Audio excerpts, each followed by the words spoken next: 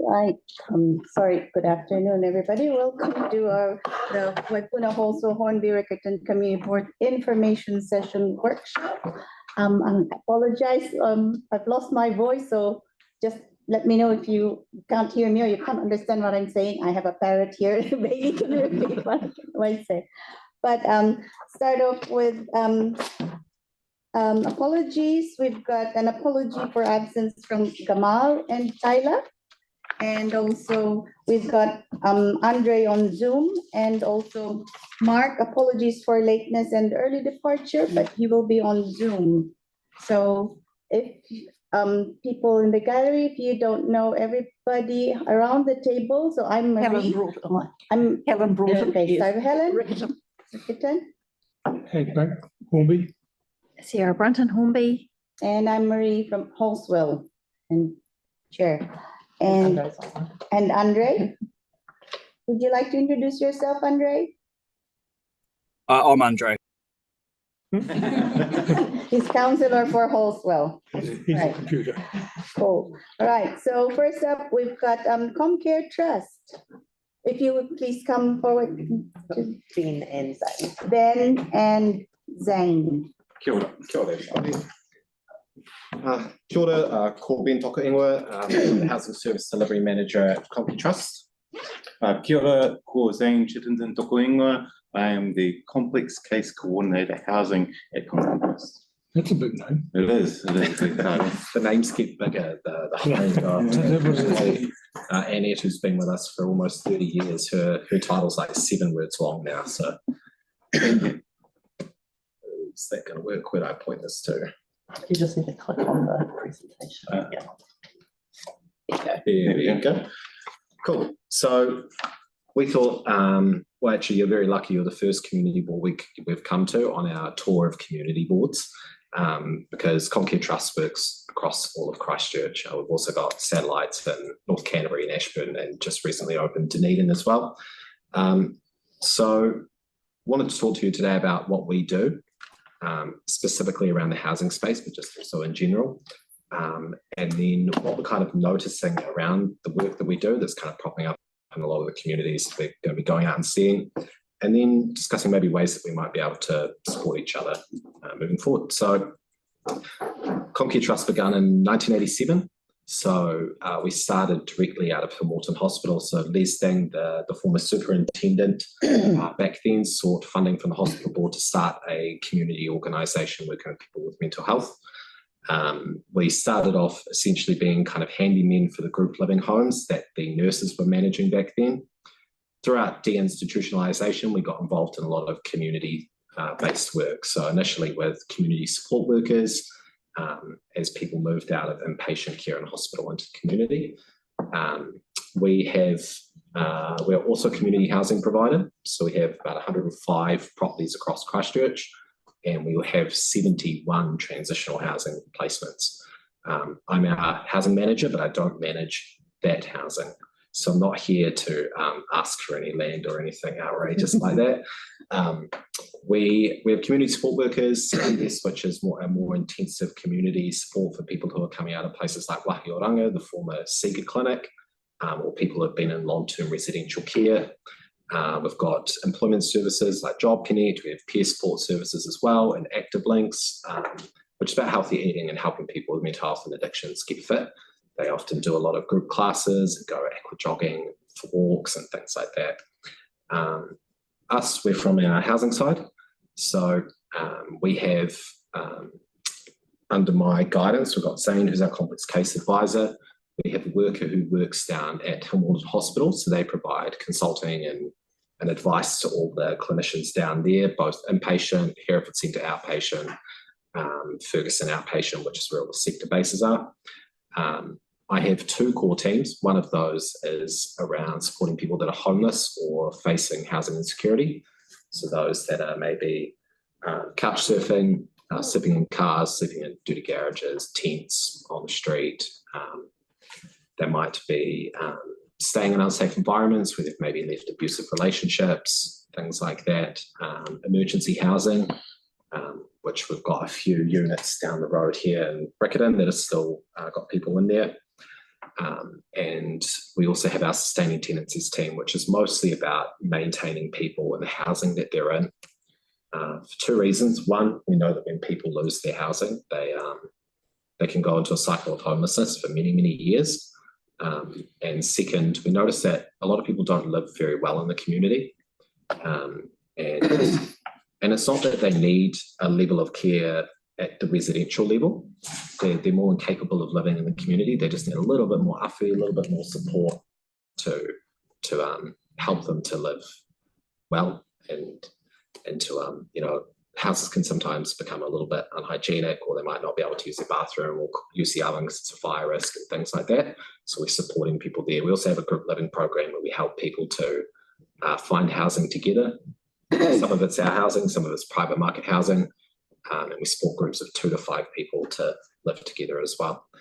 And we've got a home rescue service in there as well. So might just talk about that a little bit more in depth. Our housing facilitation service is supporting people that are homeless or have essentially a 90-day notice or less. We're contracted by the Ministry of Housing and Urban Development, Ministry of Social Development, and Te Whatu Ora Health New Zealand. And they're all slightly different, but the model of support is kind of the same. So it's really just about supporting people to try and access housing. Our funded contract from the Ministry of Social Development is supporting people that are in the emergency housing motels. So there's now only, I think, about 82 people, last count I heard from MSC, that are in motels in Greater Christchurch now. So only a few months ago it was 427. So there's been a significant decrease. Part of that reason is that people have been housed by the influx of kind order housing. But that's only got about 8-9 months of goodness left to come, and then there won't be any more of those properties coming online anytime soon. But also MSD changed the entrance criteria to access emergency housing this year, with a legislation change just recently. So people are finding it a bit more difficult to access housing, mainly singles, and sometimes elderly people that have, kind of been in the same home for 10, 20 years, might not have been up to healthy home standards. Landlord has decided, instead of trying to get it up to standard, sell it to a developer, they bowl it down, they build some townhouses. That person can't re-enter the private housing market, and then all of a sudden they kind of need that emergency housing support. But a lot of them are struggling to access the motels as well. So they kind of generally find themselves in some unsafe situations. Our sustaining tenancies team works across health and HUD contracts as well. And really we take referrals from anywhere. We've got a home rescue program that can take referrals from specialist mental health services, but we've also got sustaining tenancies, which is a general public contract. So people can just refer to us, whether it's a landlord, the person themselves, someone's family, a support person, anyone that's really working alongside someone, as long as they want support in their home. It could be to help tidy up the home, it could be to access GP care, drug and alcohol support, it might be helping them get their kid re-enrolled in school, or things like that, anything that's kind of impacting their ability to hold on to their housing. Do you want to talk about complex case a bit? Yeah, for sure. Yeah, so complex case, I've been in the role for a year and a half now. It started off as a joint venture from with us, with corrections and health and MSD. So in the time of COVID, when there was a lot of restrictions and lockdowns, so there was a cohort of high and complex needs people that were living on the streets, and the government needed a task group sort of to try and house these people. From there, it's carried on after the restrictions, and I've got my fully funded role. So the complex case cohort are people who have no clear pathway to housing, or they're in housing and they're extremely at high risk of losing that housing, and if they were to lose it, then they would have no clear pathway to new housing. The criteria is quite high. The bar is quite high, with multiple comorbidities required to be presented at the complex case. Complex case interagency group is attended by a number of the different agencies, MSD, Kāinga Ora, Health, HUD, all the government agencies and the managers around housing. And we focus on, so agenda one is focusing on individuals and trying to assess and trying to mitigate some of the barriers that these people are facing and trying to find some sort of housing solution for these very high and complex needs people. So that's about the individuals. And then another big part of the role, which has just developed recently, and we've moved away from just being government agencies. We're now linking a lot of non-government organizations in to this working group. And so what we're trying to do as well is identify key barriers that this high and complex need group, as well as, and we're trying to extend out a little bit more to other barriers that other people and other cohorts are facing when it comes to housing. So we're looking at identifying these barriers and looking at potential solutions, trying to escalate these solutions or mitigations through different government organizations. We're trying to get as much information, data, so yeah, examples of what's happening with these people out in the who are facing housing insecurity, these high and complex needs, and seeing what we can see if we can change anything. So yeah, that's about it. Essentially, like that second agenda is now a kind of working group where we're identifying some of the system problems and then trying to work collaboratively across some government members, some NGO partners, say like Josh from Outreach at City Mission and stuff like that, where we can try to make stuff happen by providing an annual report to central government about things that we think could be fixed. So we did that last year with a presentation to the public sector regional commissioner group, regional leadership group, sorry. And we suggested a couple of things that might require, legislative or system changes. And they're looking into a couple of things at the moment that came out of that, which is really cool. But what we discovered is actually having a more diversified group that wasn't just government agency managers. By including other groups of people, we were able to maybe write a bit more frankly about some of the challenges that we see, and to also respect that by getting more voices around the table, we might be able to have more of an impact when we're delivering that message. Cool, so why are we here? Well, ideally, we really want to build relationships. I think that's one big thing in the work that we do, and I think by building relationships and sharing who we are and learning what everybody else is doing means that if people are coming to you, or you're hearing of people out in the community that are facing issues around any of that housing, you know where to send them, and that there's a pathway there for them to access help. We are, I wouldn't say overburdened, but overrun with referrals, which I'll show you some data in a second. But it doesn't mean we shut the door on people needing help just because we've got lots of referrals coming through.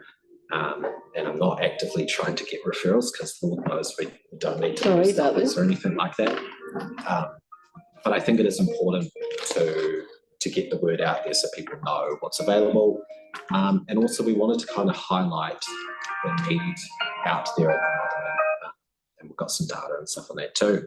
And then to just discuss how we could partner in the future, which we'll talk a little bit later. So the graph on the left is our referrals to my homelessness service per year. So we kind of sat between 200 and 250 for quite a long time, going back even before 2016. And then we saw a slow gradual rise. That this year, that's 694 referrals. That's to the end of October. So we still actually have 2 months to go. There's a few reasons that impact the need that's out there in the community. Housing affordability is probably one of the largest drivers. The lack of access into emergency housing will be another one, but I don't think it's the sole driver. Lack of single. Yeah, lack of single accommodation. You know, we used to have a lot of those like little wee 3 to 4 kind of breeze block units, little granny flats. You know, we've still got a couple just down the roads here, but we used to have a lot more of that across Christchurch. And now without that kind of available housing in the market, it is more expensive for people to get in, and they're finding it challenging. Although it's great to see the healthy homes legislation, I think a byproduct of that is that some of those older houses have been pulled down, and there's no kind of affordable market for people anymore, especially our older community. I've been in my role for 5.5 by that years, and I've never seen the amount of over 65s before that we're seeing at the moment. It's drastic. I mean, back when I started, my caseloads were mostly just people with enduring mental health needs, but now half our caseloads are people that haven't really ever needed social support ever in their life, but now are forced to because they can't afford to get a rental, which is just so weird. Like they shouldn't need that help, but they do just because everything's too expensive and the pension just simply isn't enough to cover their means to live. Are they able to get accommodation supplement? Yes. They can? Yep. Okay. Yep. So the accommodation It must help a bit, does it? Yeah, a bit. So it goes up to $105 is the Okay. maximum in Christchurch, and there's a calculation that MSD do to your entitlement, but most people max that out, so the calculation doesn't really matter. In some cases, the Ministry of Social Development will allow people to access temporary additional support, TAS, Okay. which is what I call the invisible accommodation supplement Yes. that landlords don't know So about. what's that called? Temporary additional support. Okay. So In people the name, it's temporary. Thank you. so people have to apply for that every 13 weeks, and it's only a small additional kind of top up. It's not supposed to be used for housing, but it just kind of shows that accommodation supplement isn't actually enough to facilitate payments to the private rental market. So then they have to kind of beef it up with a secondary top up. But ministers are currently looking into accommodation supplement, TAS, and IRS, which is income related rent subsidy, which is how a lot of social housing payments are paid and supplemented.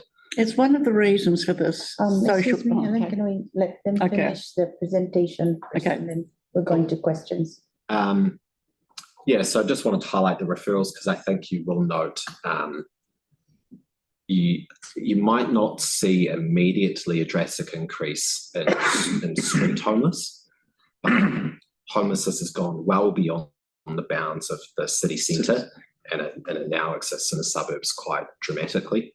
I know, like speaking with Josh, he's out pretty much all across town, him and Machu at the City Mission every day.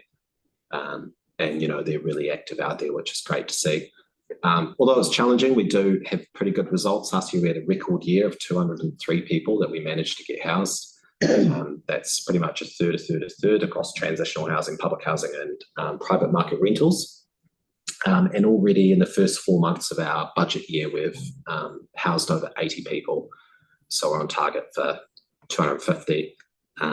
Although I suspect once those Kainga order homes dry up, that might drop down a little bit. So there'll be a lot more supporting people out in the community that are homeless. And I think that's something we're going to see in about kind of 18 months, that in the suburbs, we are going to see a lot more street homeless. And I think at that point, everyone's going to go, what the heck has gone wrong?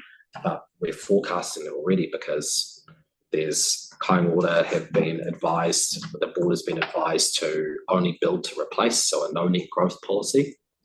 So they're not going to be, once they've finished all their current build cycle, there's not going to be any more homes. And the community housing sector has only been given 1,500 builds over the next 4 years nationwide. So Christchurch isn't a hotspot, so we might not see a lot of that. We have over 2,000 people on the wait list here in Christchurch for social housing, and we're looking at only another couple hundred coming on board. For instance, we've got houses that we are willing to build. We've got a bit of land to build them, but we can't get the government support at the moment to get that across the line. So as a system nationwide, there are a lot of challenges coming. It's not just going to be unique to Christchurch, but we are going to be facing a significant challenge. I'd say our referrals will continue to exponentially rise, but we are going to see a lot of challenges out in the community because people will be in and out of prison, they'll be on the streets, in and out of hospital, and the challenges that arise from there. So what's the reason for that? Is it just budget cutting? It seems odd to not build more houses. Sometimes I think a Labour government tends to be more directive to kind order providing houses, and traditionally national governments have been more supportive of funding the community housing sector. I guess this time though, kind order have been advised to kind of stop, and the community housing sector is getting a little bit of support to build 1,500 homes, but as we know, that's nowhere near enough. And whether it's the money is not there, we're not really too sure yet. I have a feeling that ministers are considering alternative ways to deliver housing, whether that's relying on the private market or partnerships between private market and community housing providers. There's still detail to be ironed out, I think. Thank you. Cool. So what can we do together? I think people knowing that they can refer to us. So we've got our website, www.conky.org.nz, and our referral forms are just on there. So if people wanted community support workers, typically GPs do those referrals, but for most of our other services, health professionals or even self-referrals can all be done on our website. There's just a generic referral form on there. So our services can be accessed quite easily. We also do get a lot of people just calling in or dropping into our office, which we've seen a lot since the emergency housing changes. And we can be a point of advice. So our emails are on the last slide, but if you're needing advice about any challenges that people are having in your community and that they come to you with, we not to blow out trumpets or anything, but we've been around the game for a long time, and we know the housing system reasonably intimately and kind of what's available out there, whether that's our organisation or not. You know, we work quite collaboratively across the City Mission, Emerge Aotearoa, Vision West, Methodist Mission, Housing First. So there is support out there for people, and we generally know most of the options that people can touch base in.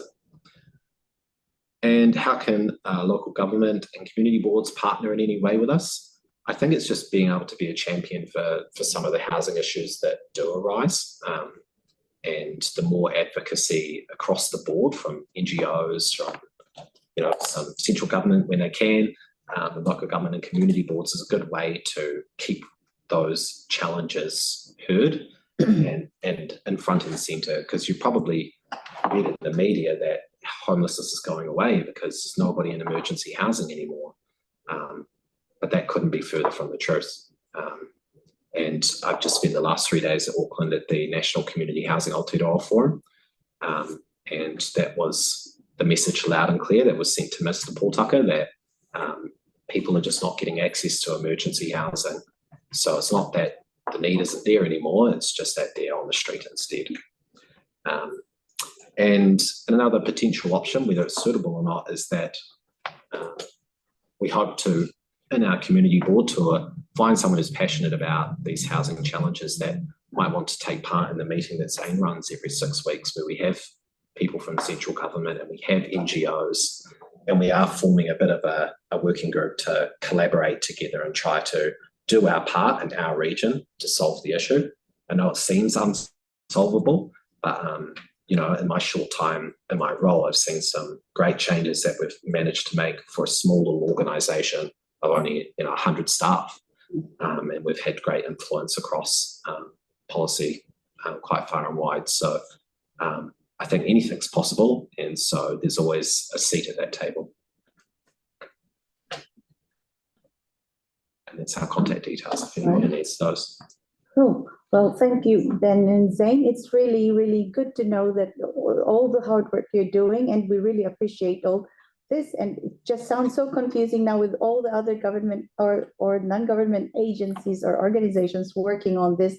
So when you ask for referrals, so I guess, because there are also other organizations working on it, so you just sort it out amongst yourselves and.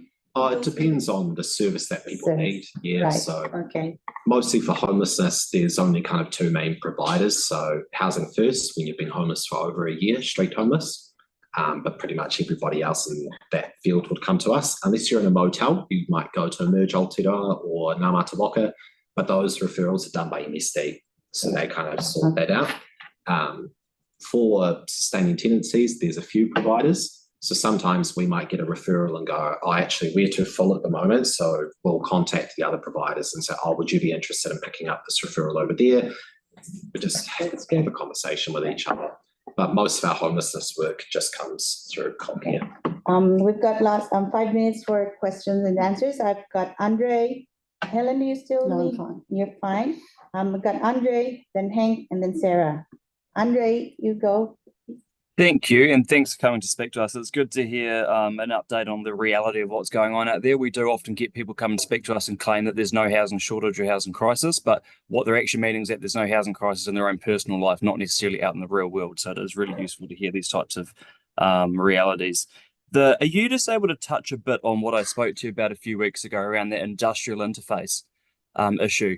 Noting that there are some areas which, will identify as not suitable for residents to live next door to, but actually some of those spaces will be perfect for some people to be living next to, and noting that not everyone wants to move in next door to a business or a live music venue or a go-kart track, these types of things, then complain about it the next day.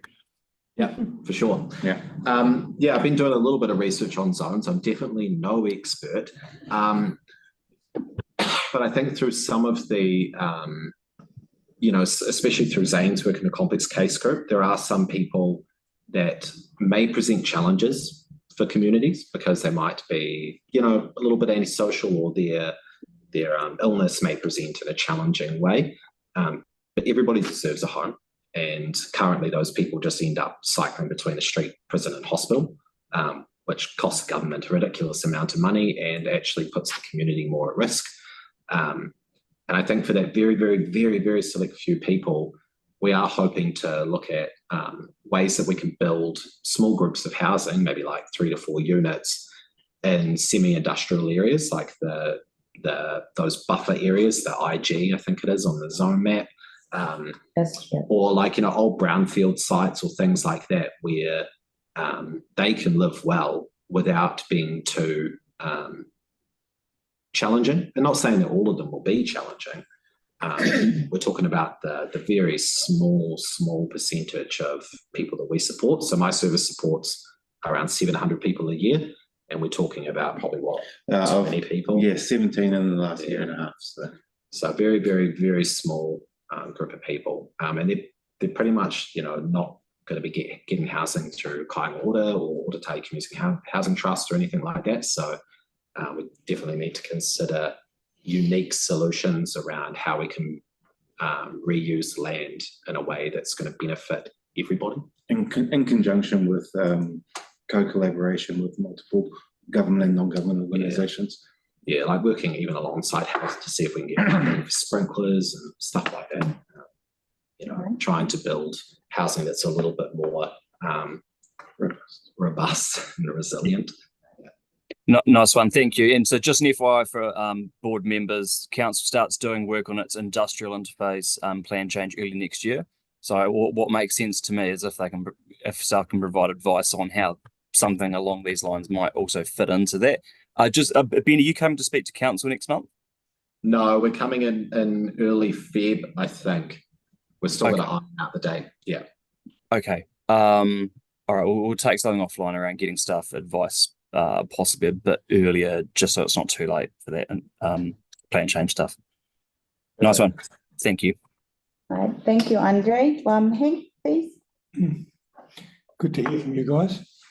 It's something I haven't heard much about, but housing is a difficult issue that affects a lot of people. Can you go back on there to your graph, because there's a bit in there that sort of seems a bit odd. Yeah. Two ticks. You go. Very good. You've got a spike there in 24. Yeah. 2023. In the amount of people housed, and also in the amount of referrals, but the percentages are wrong. So for the last few years, since 1915 or 2015, you've run reasonably equally. 2025 comes on, up we go, by about double, rough enough. Okay. Yeah. So what's the problem? And you haven't doubled really the amount of people the referrals have gone up, from, The referrals have gone up, gone up. maybe double from like 2016 through to 2020. They definitely didn't double 2022, but what happened last year is we just had a very fruitful year in housing people. A big reason why that spiked last year in terms of getting people good housing was the builds coming in from Kāinga Ora. So if you have a look at this graph, Sure, but your referrals have actually gone up by more than what Yeah. you have. yeah, so So There's only so much so housing what's the diff- available. yeah, sure. It's complex, right? Because back Yeah, here, sure it is. private rentals were more affordable. So when I started at Comcare in 2019, it was about $180 for a 1-bedroom unit. We come over here, $350 if you're lucky. If you're lucky. Really? Yeah, for a 1-beddy, and they go super quick. Most are If around you can find one. $380. So, if someone on the benefit gets $380 odd dollars, they might get $105 accommodation supplement. $485, they're paying $380 for rent, they've only got $100 to live. That kind of person would actually get a small amount of TAS, maybe like $40. But yeah, so it's complex because there's a lot of intersecting things. One reason why this was really good is because we've got lots of Kāinga Ora housing. So if we have a look here, this blue line was social housing. So back in the day, we used to get loads of social housing for people that we supported, but then we started having challenges. This year here, we housed 12 people in social housing for an entire year. That was 6 into Kāinga Ora, Wow. 4 into Ōtautahi Community Housing Trust, and 2 into our social housing. Yep. But And that's under What we did- that's under a Labor government. That was because of the so a lot of the things were Let's put happening that as there's business initiated transfers Yeah. where they had old houses where they had social that had people in them. They had to rehouse those people while those houses were getting rebuilt. So no new people were coming they were in just shuffling people around. around. So, they'd tear down an old building and they'd build 4 new townhouses there or whatever, but they had to move that person into one of their other vacancies. So they were just moving people around and around and around. So we had to swiftly change what we were doing and try to get people into private rentals. And then I think that's carried on here, but you see this blue line, it's skyrocketed because now we're getting loads of people housed in Kāinga Ora homes. So Up until soon. there's lots of different intersecting bits, which it makes it quite complex data in a way. Thank you. We've gone over a bit over time already. That's all right, yeah. Well, just one more. Because Where do most of your clients come from? Where do you refer? Who refers people to you? I would say bulk probably come from GPs and Hilton Hospital. Yeah, most of our referrals from there. So we work with about 160 to 200 people a year, specifically through health contracts, or Te Tumu Waipuna, if you're familiar with that. That's the new access and choice thing that government put in a couple of years ago, where we got mental health support workers in primary care. So they're able to refer to us as well. But we do get a lot of self-referrals, would be the next highest. So people that just refer for themselves or walk in the door, give us a So on those figures on that graph, probably half would be self-referrals. At 600 and something people. I would say about 80 of those have probably come from the Ministry of Social Development. You're probably looking at close to half would be self or like family or someone's support Sure, worker. yeah. Right, a quick one. I'll just be quick. Thanks very much. It's really interesting. We've got an amazing network of social services that connect regularly in Hornby. Chris is telling us the first Big- one every month. Big- Yes. Yeah. So it would be amazing for you guys to come Yeah. along and connect with those and perhaps present, what you're doing to the community, because at Hornby, we've definitely got some social issues there. And we've recently got a new health coach and a health improvement practitioner that are based at the Great. community centre. Perfect. So that'd be amazing to connect. Cool. Cool. So our emails are on the deck. Sure, You could I'll- flick us through an invite. Yep. That'd be great. All right. No, nothing else. But thank you very much for coming and we look forward to hearing some more. Especially with the council early next year. Awesome. Thank you very much. Right. Thank you very much. Thank you. Thanks, guys. Next we have Jason and company. And Joe on the Quarry View Parks new play space. 3 of them.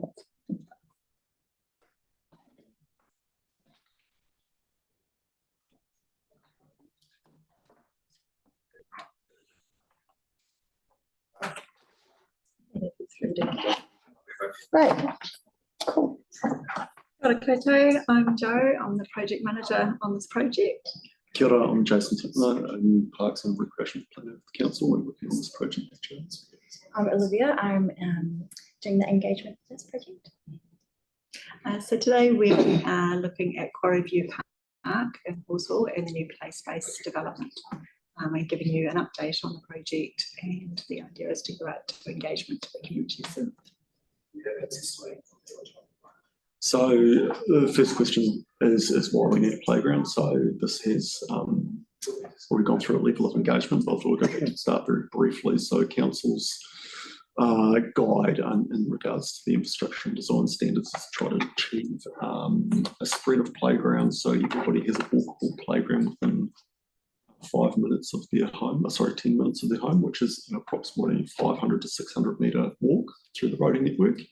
In this area of Halswell, there is a gap in the network shown there of very rudimentarily drawn a perimeter of 500 metres around our existing and proposed playground network. Shows the playground location at Quarry View Park, filling in that hole in the network. So that location you can best see on the right-hand side there is a current open space, park and reserve, sitting under the council's ownership and management. And the plan is to build a new community playground in that space. So to date, there has been an early engagement process with the community. What it looked like was a letter drop to the surrounding neighbours, also a post on Facebook. The results were they heard from 163 people who provided feedback. They were asked what sort of age groups are likely to use this space, what with the surrounding primary school. A lot of the feedback came through that it would be primary age kids. What kind of play do the children in this area enjoy the most, and what kind of material is preferred for the play equipment? So the results were 100 of the 163 submitters preferred wooden look equipment over metal. The tip two play types or methods were swinging and climbing, followed by sliding, spinning, nature play. Submitters highlighted the importance of shade in this area, what they would like to see for the play space. They also advised us that the local children do currently use that open space for ball sports and for cricket. And you could see on the previous aerial that you could see a cricket pitch there that the local children are using, self-made. And there was also some submitters who advised that they would like to see the playground or the play space located in the southeast corner, so away from the residents and away from the large trees. So we've taken that early feedback on board, and the design team have come up with a preliminary concept design. As a part of our design process, we have been looking also at the urban forest planting plan, as it makes sense to develop those two in coordination with each other. So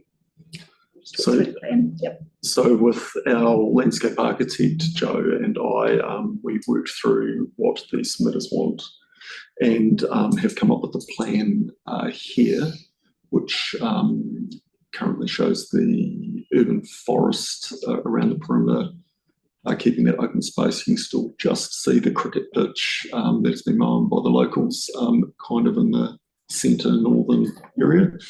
And then the playground in that southern corner. This maintains the open space for those sports and casual recreation use. It also provides sufficient setback from all the neighbours in the area. It maximises, the design maximises passive surveillance of the reserve to make sure that it's safe and it avoids antisocial behaviour. It also in the design, we've provided play equipment that maximises play value for the network of play spaces in the area, not replicating the elements that the community have said that they want, but also providing alternative elements of play equipment that are not in some of those other play spaces within the network. So really thinking about it as a network, not as an isolated play space. We've also incorporated some shade on the back of the consultation. That shade was of high importance to that community through putting a shade structure of the picnicking area, as well as obviously a lot of trees, but they take a long time to provide the shade that is sufficient. Also, another thing we have included in the design, given the proximity to that road boundary, we've proposed a low fence and planting to try to, I suppose, keep the children from,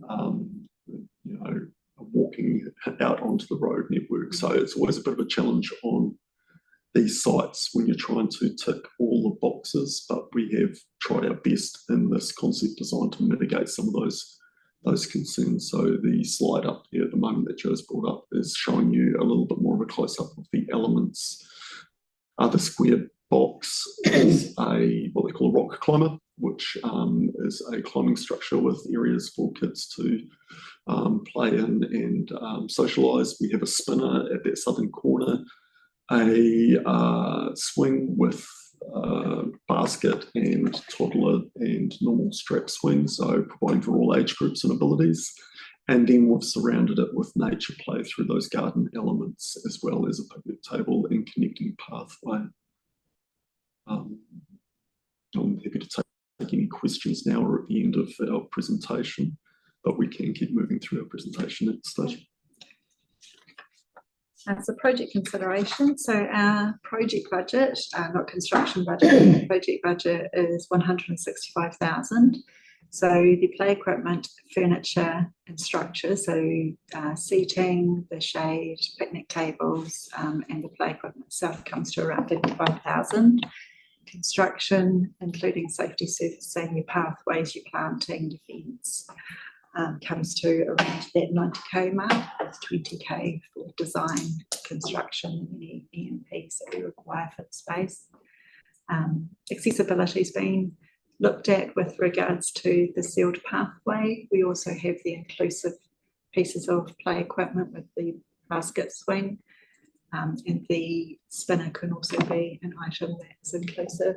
The rock hut allows for multiple children to be playing at once and socialising, as Jason talked about. The timeline for this, we will be going out for consultation. The target is to go out, if everything looks okay from this meeting, on the 17th of December. The reason why we're going out over the Christmas period is because we can target those summer users potentially at the pool. We will then target the February community board for a concept approval, and then all going to plan, we would like to start the construction before the end of financial and get it turned around pretty quickly for the community. That timing also lends itself to the best planting time of year as well for the trees and the planting.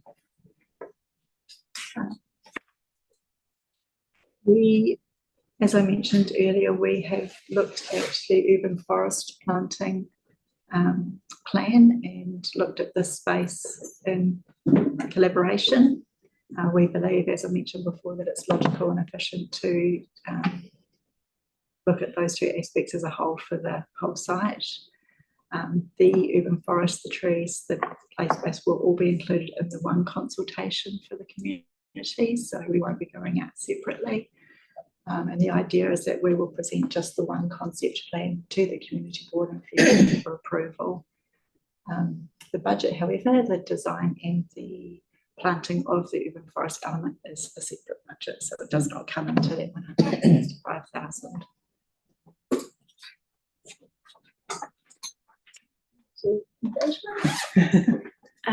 So for our community engagement, we're going to put some signs on the site just to let users know of the plan, and they'll have QR codes taking them to our Korero Mai Let's Talk page.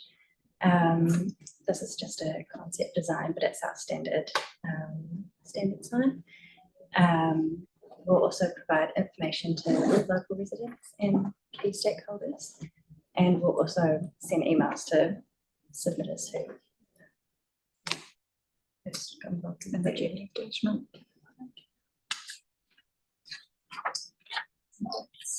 Any questions? Oh, yes, good. Sorry. We've got Andre and then Henk. Go ahead, Andre.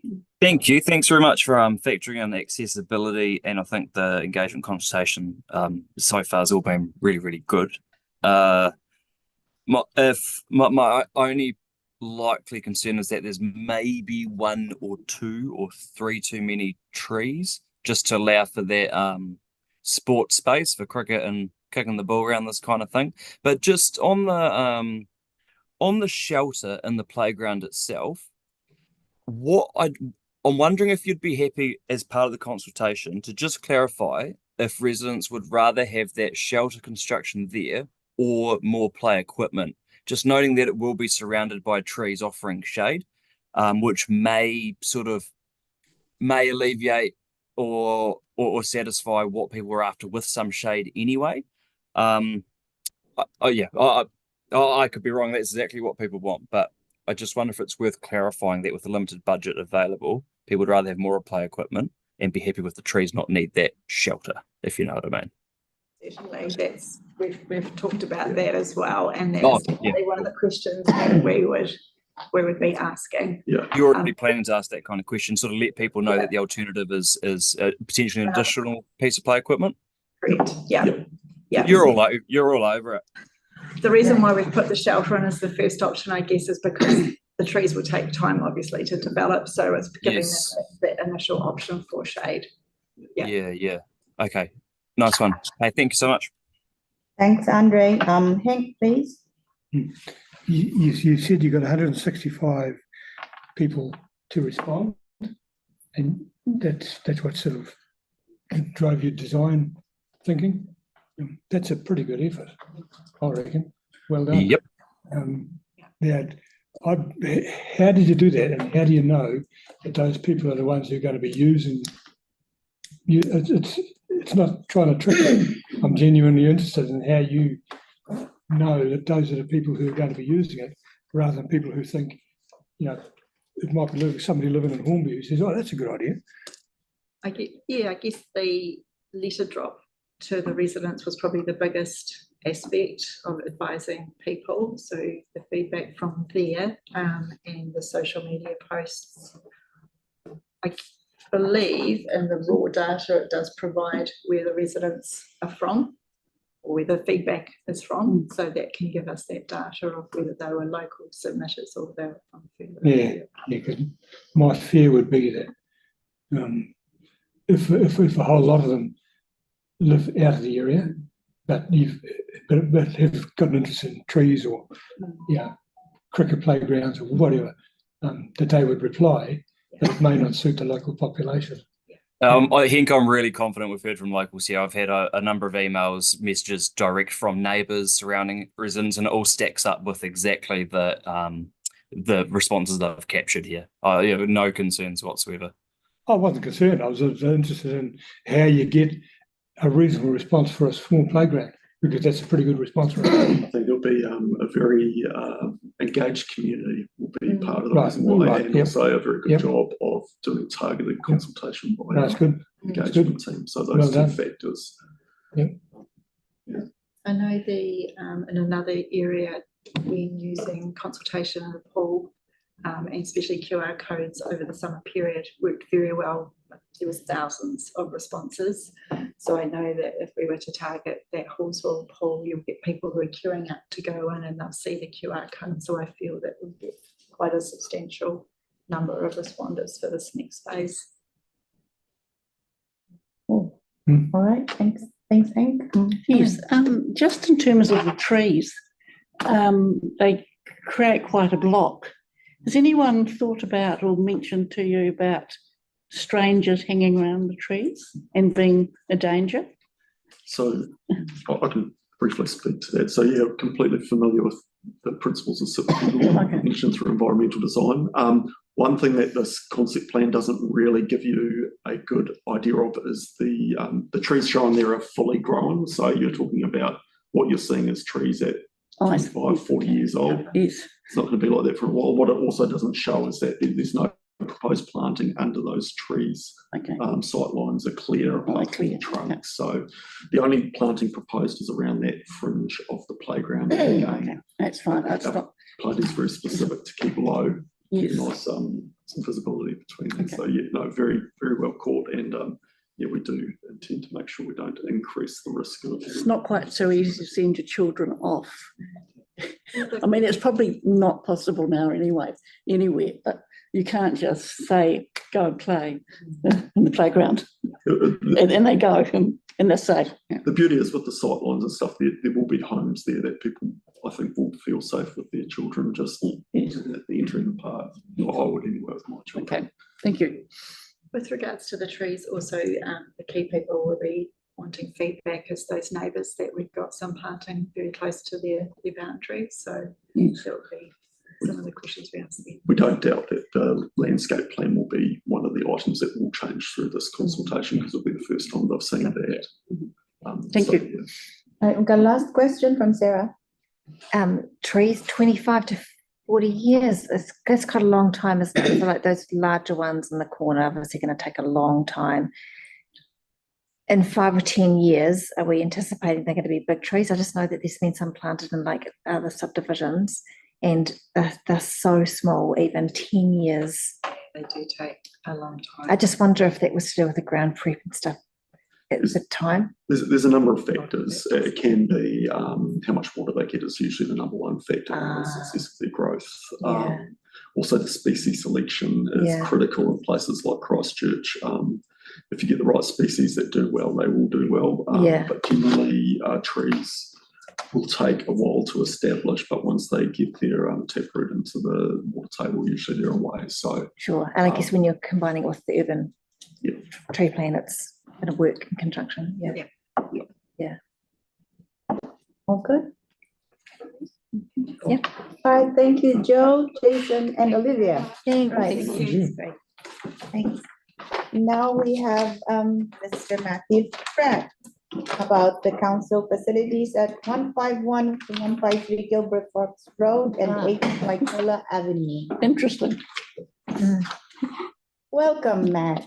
Good afternoon. You know everybody. Welcome home. Welcome home. Welcome back. Nice to see you all. Right. You don't have to lie about it, man. So, no, it is nice. And also nice to be sitting here because it's a nice. Yeah, it's a good place. It's a good place to sit on a hot day. Right, Gilberthorpe Road. Excellent. I didn't bring any slides, but I'm sure you're all aware of the property at Gilberthorpe Road. And you know the one that I'm talking about, 8 Waipuna Ave, the Hey Community Link. So right by, kind of opposite. We're yellow building. Yeah, that's the one. Yeah. So we'll start with Gilberthorpe. So as you know, a wee while ago, council made a decision. I think it was 2 LTPs ago. Council made a decision to dispose of the properties at Gilberthorpe Road. There are it's 2 sections. It's 151 and 153 Gilberthorpe Road. There are effectively 2 properties. There's an old breeze block building, used to be a Presbyterian church. And there are some barracks buildings there, which I think you had something to do with, Hank. Getting them there in the first place. Don't ask me to get rid of them. No. Well, that's right. So we've been through 2 different EOIs, expressions of interest, to see whether the community are interested in taking over the site. We've had some interest. We've never been able to get it to land properly. The breeze block building, the old church building, is in fairly good condition. It's got toilet block out the back, which is subsiding, so that would need a fair bit of work to it, and it needs new electrical works, and it will need some other things for a consent. It's not super expensive, but it's certainly not cheap. It's $200,000 probably to get it back up to spec. And the breeze block buildings are a different kettle of fish altogether. Just before we took in well, just before we went out for the after the first expression of interest, and before we went for the second expression of interest, there was an arson attempt. Somebody tried to set fire to one of them. That's on the barracks. Yeah, on the barracks. And so they've sustained quite a bit of damage. So the building that took the brunt of the arson has been pulled down and demolished that. Yeah. There's another building up front. So there used to be two and they used to back onto each other. One of them's gone. The other one's there. Where the fire appliance came up, that's sustained quite a lot of water damage. The roofs were damaged anyway, so that obviously nobody living there, and with the fire damage that happened on the roof, that damage has got worse. In terms of the EOIs, we did two. And then we did one time extension. Councillor Peters asked for a notice of motion forward and asked for a 6-month extension. So we did that. We took a report to council a wee while ago to say, look, we don't think that the expression of interest that we've received stacks up financially. We think we'd be burdening the group, and we don't think they could make it work. At the time, there was lots of deputations from the community, as there always is when it comes to this particular property, and that's great. That we had one from a church group who said, actually, we'd like to talk to you around this. They kind of came out of the woodwork. They showed up for the first time, engaged us for the first time when it was at council. So we've spoken to them, and they have some thoughts for it. And we've had another 2 groups come forward around that property. The buildings, the barracks buildings, are pretty badly damaged. So I'm going to get an assessment done. I think that they're dangerous buildings, and so I think that what we'll have to do, there's no offer on the table. We're not working with a partner, so I think I'm going to work out whether or not we need to remove the buildings from the site. I'm not going to touch the Breeze Block building. It's not a big job actually. No, it's not. It's not huge. They go to back on track. Yeah, so we're just working through, are they damaged buildings? Are they dangerous? And if so, is our best option to remove them? Of the 3 parties that have come forward and said they're quite interested in the site and in the buildings, none of them are interested in the barracks. No. So they're interested in the Breeze Block building, we're not going to touch that, would leave that, and then they're interested in various different options with the site. So I'm letting you know that I'm going to do that. The removal of the barracks doesn't impede any of the plans of the interested parties. I need to work through who's got the delegation to remove the buildings. If they're dangerous buildings, if we assess them and they're dangerous, that delegation might live with staff. We wouldn't remove them without speaking to you first anyway and letting you know. But it may just be a decision that we can do, and we can get those ones gone. As I say, we'd keep the barracks where they are. It might not be. It might be a delegation that sits with the board. So you might see us come back with a report that says these buildings are dangerous for these reasons. We're going to move them. As I say, we're talking around the barracks. They've done a fair share of work. Yes. They were there since 1950s, and I think they've been in use before that, haven't they? Yeah. So, yeah. So you're not talking about the building on the left-hand side, which has a kitchen and yeah, so that's okay. So that hall's in good condition. Yes. Well, it's sound. Are you insured? Was council one of the is insured? Yeah. So the buildings, so they're insured. So so what's it insured for? Do you know? I don't know. We I couldn't say the answer to that question now. We've got a replacement cost, which is what my network plan is based on for community facilities. So we kind of work to that, and that's what we depreciate from. And we pay an amount of insurance, but it wouldn't be any removal wouldn't come from any insurance. Removal would be an operational cost. So, and it would be something that we would choose to do.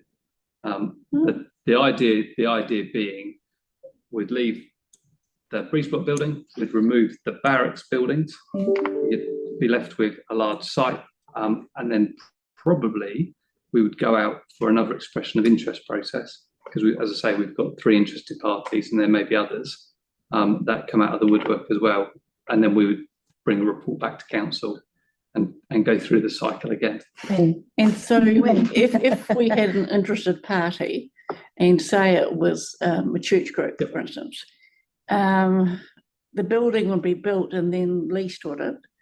Yeah, lots of different options. So that like the sports clubs are. Yeah, so one of the options that we're talking to one of the groups around, they've asked if they could lease a part of the land. They don't need all of the land. So they've said, could we do a ground lease for a third of the land? And then would we consider gifting them the building? So not the barracks buildings, Not the barracks, Freeport building. They've said we'd be interested in owning the building. It's advantageous for them to own the building because they can then attract funding. That's what we've done. The buildings are not hard to get in, right? No, that's right. So it's a pretty simple process. Yeah. So they've not asked. overly expensive. Yeah. So they've asked that. So there's lots of different options we can do. Got a question from Mark. Mark, go ahead, please. Kia ora, team. Pure.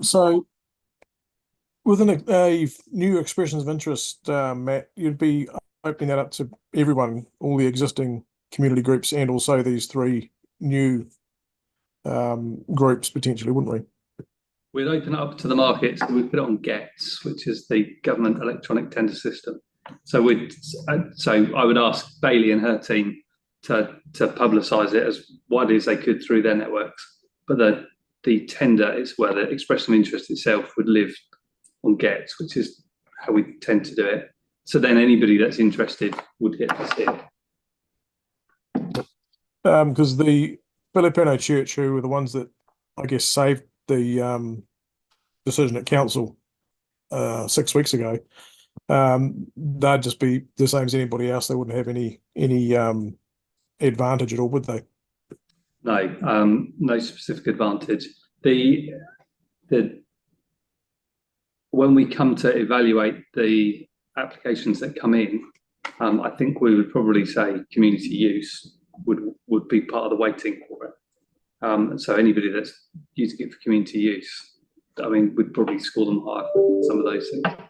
But yeah, I know that's part of the problem because we've had 2 or 3 groups come forward and say we're interested.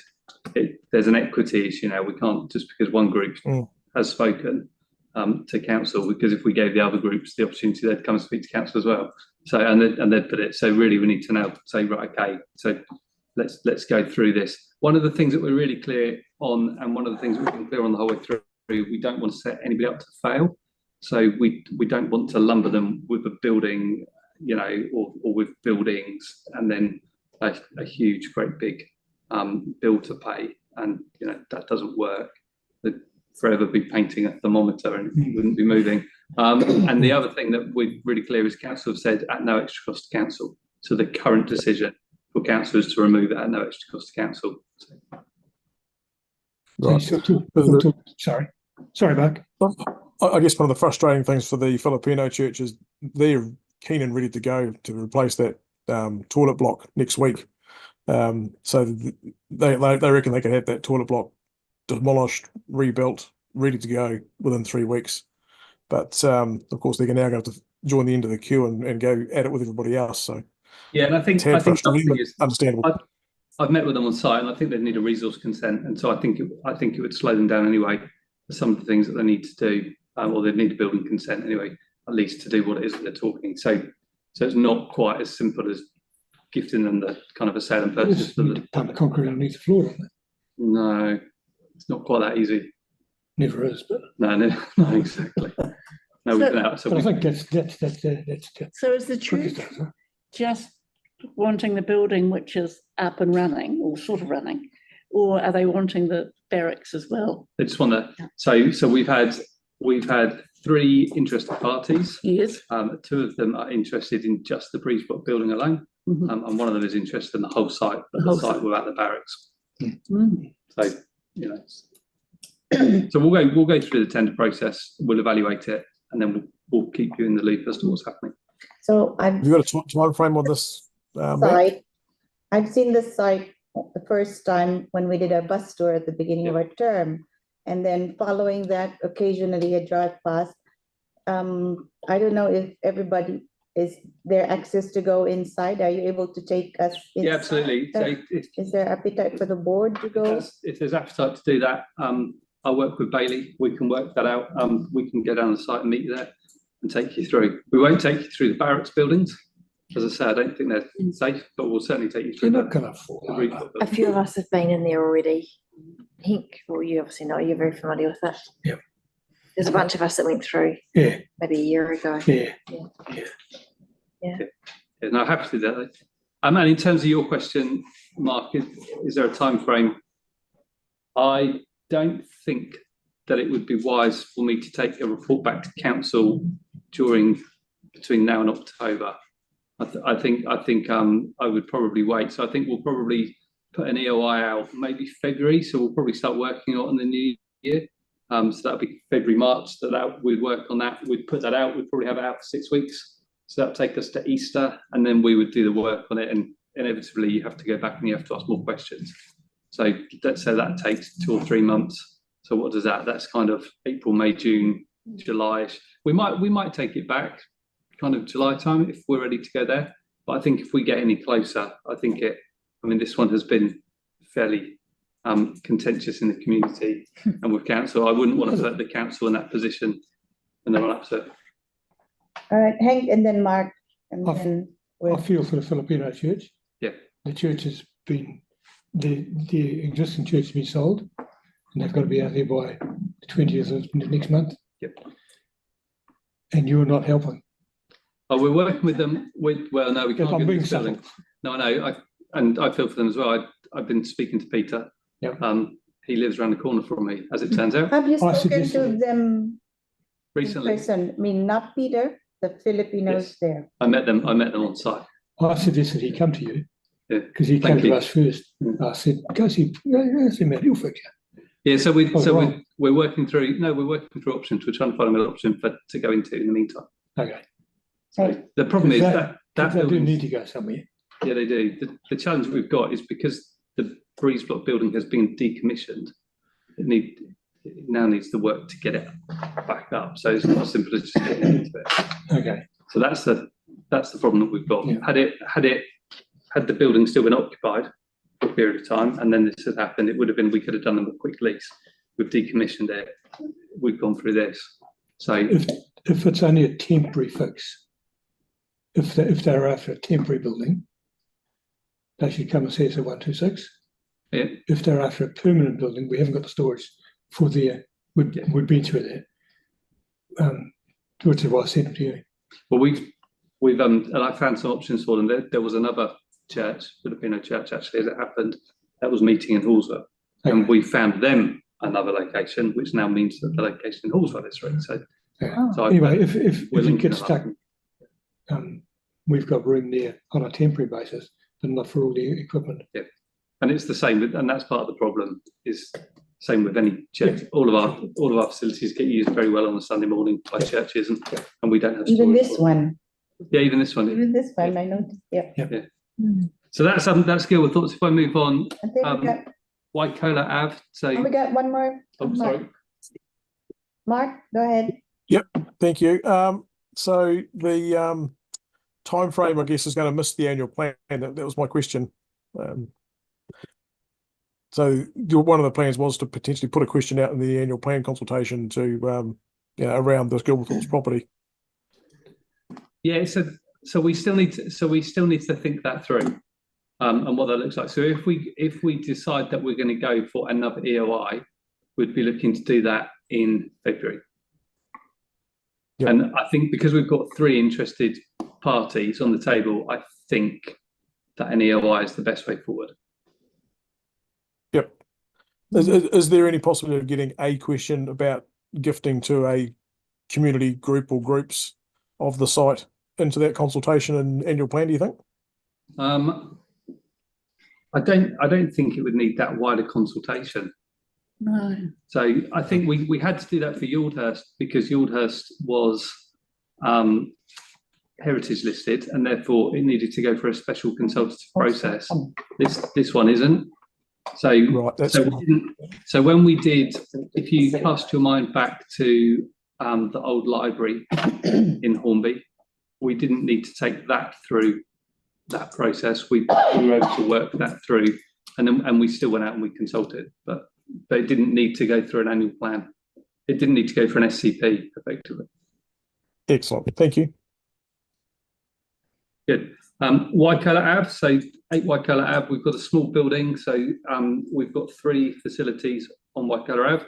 So we've got the large Hey Hey Community Centre. We've got another 8 Waikoloa Ave, which is commonly known as the Hey Hey Community Link building. And then we've got another small facility where we've got a youth organisation based out of. That's the old Plunkett rooms, is it? Yes. Yeah. Yeah. The Hey Hey Community Link building was damaged in the earthquake. It's an earthquake-prone building. It's around 12%. I think in the paper that I put up, I said 14%. I looked this morning to make sure I got my numbers right, and it said 12% in our system. So that's 12% to the national building standard. So obviously it needs some strengthening. It needs to be increased. It is going to cost about $65,000 to repair it to 67%. So it's not a huge amount of money, but currently there's no identified use for it. Although we have had some interest from a group who said they would just like to store things in it. They don't want to use the building; they just want to use it effectively as a large storage shed. So there's no current budget for it, and there's no current plan for it, and there's no current identified need for it. There's no asbestos in the building, and so it would cost about $15,000 to $20,000 to demolish and clear the site and cap the sewers. That's pretty cheap. So I remember coming on the board tour at the start of the term, and we stopped at the building, and I said, actually, I think the best thing for that site is to remove that building. It does a couple of things. It frees up space. You've got better sight lines into the park. Potentially, you could put a half basketball court for the youth group. You could put in a community garden. So there's a potential to do something with the site. We've not turned our minds to that. The group that are interested at moving into Waikoloa Park, they need a large kind of shed type space. We could buy a large versatile garage type construction, which would be 100 square metres, which is bigger than the current building. There's 60 square metres and quite small and quite constrained.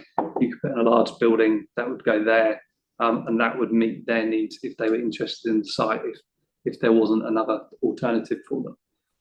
So I'm just flagging that to see whether your knees are going to jerk or there are any allergic reactions around the potential of removing the building. And I know I've raised it before, and it seems as if it's going to be fine. I'm going to let you know that I'm going to investigate that and see what the options are.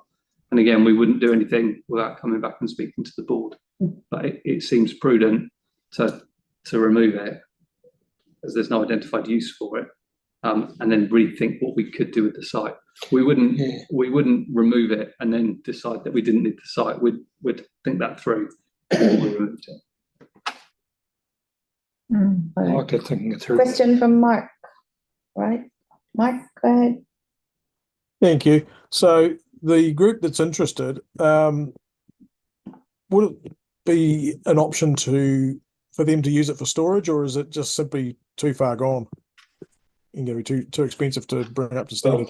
We need to bring it up to, in order to do it properly and give, we'd want it up to earthquake repair standard. If people were going to use it, potentially they would use it for storage. But then I can see that would then change, and that they'd be using it on a regular basis. That's what happens with community organisations. When you give them something, they suddenly make use of it. So it's great, but we would then be leasing them a building at 12%, and that isn't great. So we'd need to work through, if they were going to use a space and we were going to have to spend $65,000 on it, and it was the wrong size and wrong type of space, for not much more than $65,000, we could probably take the building down and put something there which would meet their needs on the site. That's my thinking of that. I don't think it would cost much more. Good. No, that does sound reasonable. So be interested to see what you can come up with. Yeah, I mean, the advantage of putting something that's semi-permanent, temporary, like a versatile shed type thing, is if we decided that we didn't want that there and we wanted to remove it, you could remove it, and then you could get a community garden option there, or if there was a concrete pad, you could use it for a half basketball court. Yeah, there are house movers that have generally got buildings. Very good. So you're talking about a sort of profile type garage, that type of thing? Large garage, high roof, lots of storage space, and if they needed to, for example, use machinery in there, it'd be perfect for them. There's some old barracks building just down the road. There are some old barracks built down there. Right, cool. Thank you so much, Matt. Thank you. Thank you. We look forward to seeing you here again next time. Yeah. Okay. Thank you very much. Thanks. Okay. Thanks, Matt. Right, next we have the community governance team update. Hey, Andrew. And that's Andrew, where the board has requested for some update from Andrew. Welcome back, Andrew. Thank you. Thank you. I don't think I've been here for a couple of months. You haven't. No. We missed you. It was noted. So I guess there's probably two parts to this update today, and we may have Stephen Wright here as well today, except I think he's at another board meeting at the moment, so he may be delayed there. But I think first, if it's okay, I'll give an update on some of the current issues and themes that are coming out, and then the second, I've got the updated list of the minor safety improvements, the schools program, and the minor safety interventions program, which I think is probably where some of the projects that you've raised recently and in previous years will be sitting.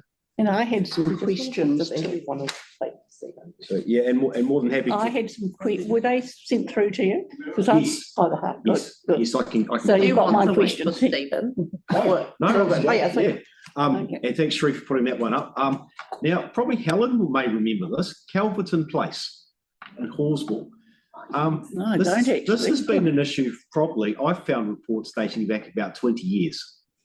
And it is a small cul-de-sac. It is unusual that how narrow it is as you enter, and there's really only enough room for one car to park on one side. Previously, I understand it's been, be fair to say, a contentious issue, and it's, and twice I think the board, through split opinions both in the community around the board, have decided not to progress anything. That was some years ago. It has come back. It is related again to inconsiderate parking and parking opposite other vehicles, hindering access. Yes. And also parking just on the inside of the bend. You can kind of see, where the driveway is out the back, where the house with the reedy roof comes out. So parking enforcement have been involved. I've spoken to 2 residents. I have visited the site. I have seen photos. It is occurring. My advice at this stage is to take it out to consultation and potentially bring it back for another decision from the board. I mean, it's been consulted on at present. No, it's about to. So you're seeing the plan before anyone else. Oh, I see. Given the nature of the issues and that they've been recurring for a number of years, I think engineering solution is probably the better option in this case. But I just wanted to flag with you that given its past history, it's likely to be a little contentious, and there'll be various views. It's interesting, there's another street very similar to that doesn't have any problems in it. So I think previously it was actually people storing boats out on the road was the last issue. So, at this one or the other location? that one, yeah. I recall my colleagues mentioning it years ago. So when it came up, I went back through the old records. Where the white and the red car are, yeah, that's probably a reasonable place to park with one in between there. There's probably 3 parks there because they're not opposite any driveways. The rationale for removal of the parking on that, what will be the eastern side, is that with the driveways, no stopping there reduces the amount of parking that would be lost. There's more parking opportunities, I think, on that, what would be the western side. Yeah. The problem is that they're not exactly parking opposite each other when they park both sides, but they're parking so close that when they stagger themselves, it's really hard to get through. Yeah, because I've driven around that cul-de-sac.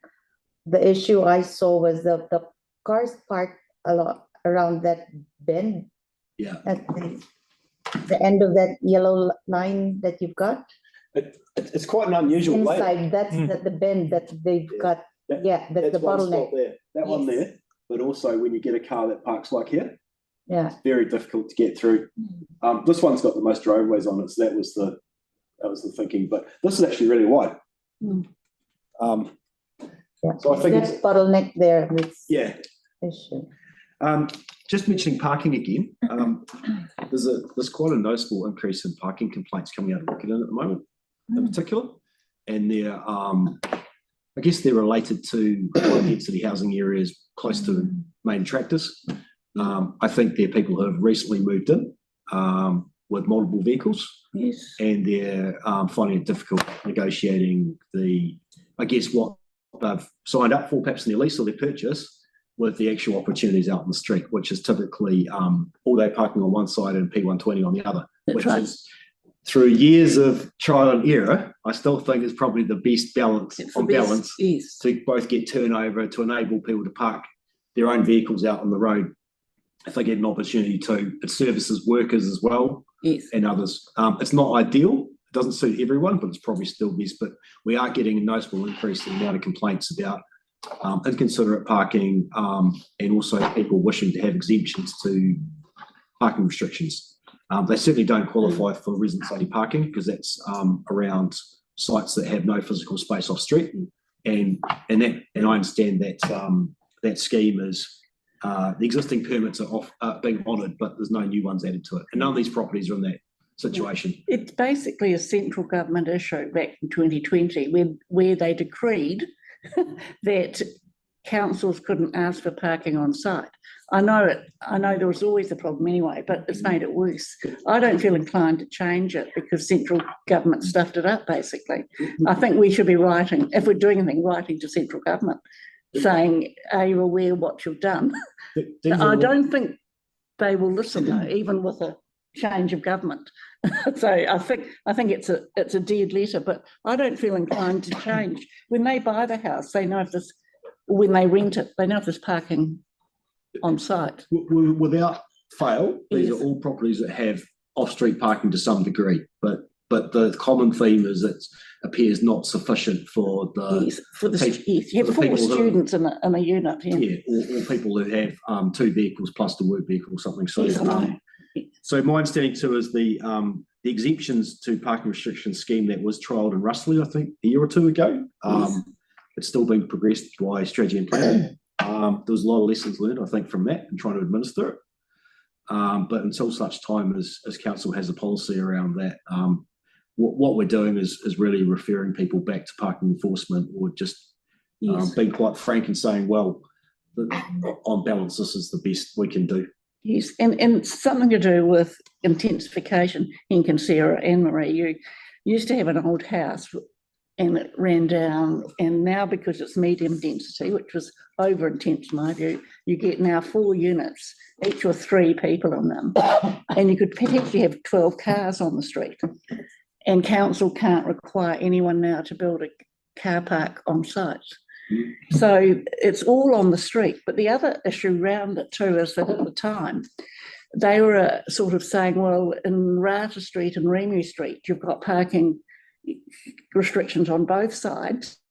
And they were saying, why can't we have at least parking restrictions on one side? And they were saying you're treating that side favourably, and we're the poor cousins, if you like. So I think we should move very carefully with this. That's what I'm saying. Yes, I'm not proposing any changes in these situations, and they're quite difficult conversations to have with people. But I just thought to make you aware there's been quite a noticeable increase in that. The other, probably on a more positive note, I sort of mentioned, apart from one rugby league final, Ngā Puna, the traffic and parking doesn't appear to be spilling out on the road to any great extent, or certainly not regularly. So the work the parks guys have been doing to try and flatten out that demand on site, and it seems to be working. The work we did with amending the signal phasing at Horsell Road and Augustine Drive is working. And I guess we await the works out on Wigram Road to ease that situation further. So that's positive. I guess it's positive, even with the works on Horsell Road and the traffic management. It's I don't doubt there's still situations when there were people maybe still parking considerably, but it's not at the extent it was, which is good. We have a project at the moment which is and some funding to remove some of those old metal barriers, those hoops that were in the alleyways and access ways. I think a lot of them were probably installed probably in the 70s or 80s, I'm guessing. I think a lot of them were due to people. There was a lot more motorbikes then. I think people used to ride in through reserves and stuff on motorbikes, but now we're finding they're actually quite a hindrance to people with pushchairs, wheelchairs, mobility scooters, bikes. So what we've seen, a number of them we can actually either remove one or both of them and still restrict access to motor vehicles in terms of cars, but we can do quite a lot of work to for a relatively small sum of money to actually improve people's accessibility. And I've had, I think last week, 2 or 3 requests alone for barriers to be removed. So it is something people are noticing. So any suggested alleyways or locations for us to look at, now's the time. Just send that through Bailey and Fate, and I'm more than happy to look at it. I've got a question from Hank. If you go back to the slide. Oh. Sorry about that. You're right. On this eastern side, as we call them. Yep. There's no footpath. Correct. And there's no berm. Yep. There's no berm. Well, technically it's a berm because it's behind a curve. It's a berm without, it hasn't got a footpath. It hasn't got a footpath and it hasn't got a berm because there's people parking on it. How can you allow that? It's paved. The blue fella. This is the burn. This is the burn. Yeah. And I don't know the history behind that. If it's okay for him to park, why not just wipe that and just use that for parking? That little bit of berm, as you call it. Oh, it's got a raised curb. So that's the difference. So this, I understand this bit here has got, I think, I could be wrong, I think it's got a drop curb or it's got a space for him to maneuver. I don't know the history to that, and I'd be hesitant to revisit that at this stage. I know you would, but it seems like a good solution to me. The problem with it here, though, is there's a full height curb. So it would require... just use the drop curve on the drives. What's wrong with that? Well, we haven't looked at it. So no, you haven't. But it just seems okay. Like we can look at that. It would be okay. We'll have a look because you could park one car up on that corner bit there. Yeah. From the straight, not round the curve, but up to the curve, and you could park 2 cars where that blue one is. Yeah. And the red one, possibly the white one. Problem solved. How hard is that? Well, it could be hard if we start if we have to do any curb work or anything of that nature, or if there's any contention, I'd suggest that for the amount of gain we'd get out of it, it wouldn't be worthwhile. It just seems like an odd system. It's very odd. Yeah, I was surprised when I saw that too. Yeah. It's also odd that the footpath stops here. Yeah. And then there's this. See, this is occupied by the extension of their. That's what I say. You haven't got a berm.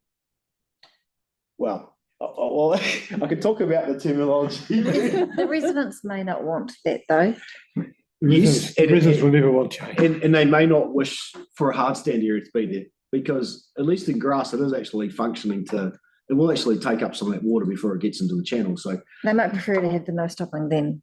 Yeah, we can look at that. How's that? Sounds good. That sounds good. Good. Did Mark have a question? He had his hand raised earlier. Mark, do you have a question? No, I'm all good. I think there was a question around Waipuna, but that's sort of been dealt with parks. Yeah. This is probably one for Councillor Moore, but we've been getting quite a few speed counts out around Dunbar's Road, Ensign Street. Wales Street. It's further by Ensign. Interestingly, looking at the pedestrian movements on Ensign Street for the school, I had a look there the other morning because I understand this has been an ongoing issue that the Resident Association has been raising about pedestrians crossing Ensign Street. I have to declare I live quite close and I've used it for, well, about 18 years. And I've got mixed thoughts on it. It'd be interesting to see what the speed counts come back at. But I guess as a pedestrian, even the kids don't seem to be having terribly much trouble crossing the road. They do come through the alleyway through from Halswell Road, and they split off either to Rosamond Place or to Cunningham to get to the school. There's no apparent issues that the kids are having, and we've spoken to Oakland School as well, and they're not aware of any either. Nor have we seen particularly a lot of issues with people crossing the road from the medical centre to the pharmacy, mainly because there's currently no stopping on both sides. The speed of vehicles is always a concern, so I think we'll reserve a final judgment on it until we see what those speeds and volumes are. But it's not. It's one of those recurring things. So we've looked at it again. I guess barring some really unusual figures that come out of the traffic counts, I think it's probably in that category of. Well, it'd be nice to improve pedestrian facilities, but it's probably not something that's Crossing Dunbar's is probably harder. Yes, and that's what we get. So Dunbar's Road certainly is. Dunbar's and Buchanan's Road in particular are the areas that we're looking at the moment. Buchanan's for speed counts as well, signage upgrades for the kids. I think realistically, they're the ones that are at the top of our, more towards the top of our list where we think can make the most gains. They're also that in Halswell Junction Road too, which we identified for a route treatment. So those three roads in particular do have some similarities. They're all carrying increasing volumes. They're all used to link. Dunbar's in particular will get a lot busier, we think, or certainly busier once it's linked through to Sparks. They're all used by school kids. And they all have competing demands. So it's not just cars, it's about people wanting to walk. Certainly cycling on those two. And so once we get those counts back, I'm happy to bring them back and discuss what the findings are.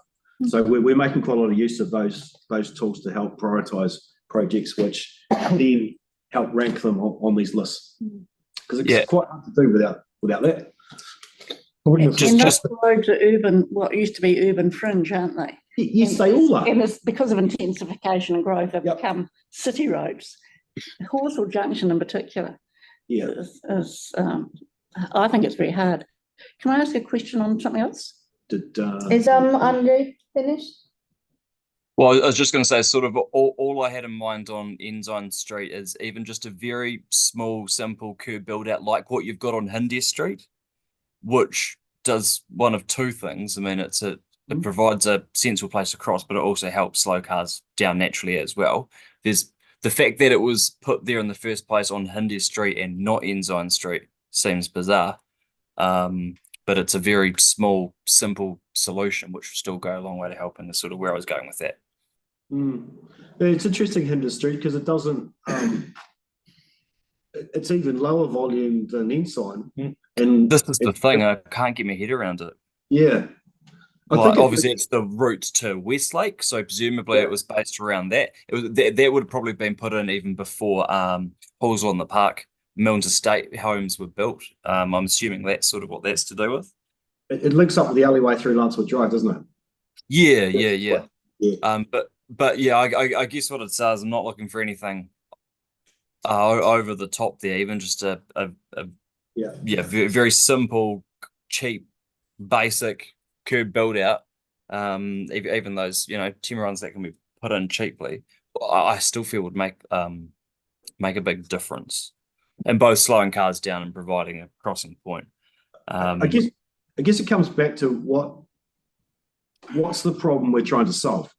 Because if it's speed of vehicles, a build out's probably not going to be the best way to address it. Not the best, but still useful. Yeah, part of the reason cars will be going slower is cars being parked along there, right? So it's I think it's using a treatment that's intended for another purpose for a secondary benefit, I guess, would be my concern. If we're addressing speed to help pedestrians, we're probably better to tackle the speed. If it's about pedestrians lacking visibility and crossing distance, which in this case I don't think it is, given the width and the narrowness, probably then the build out would be the most appropriate. But we can look into that.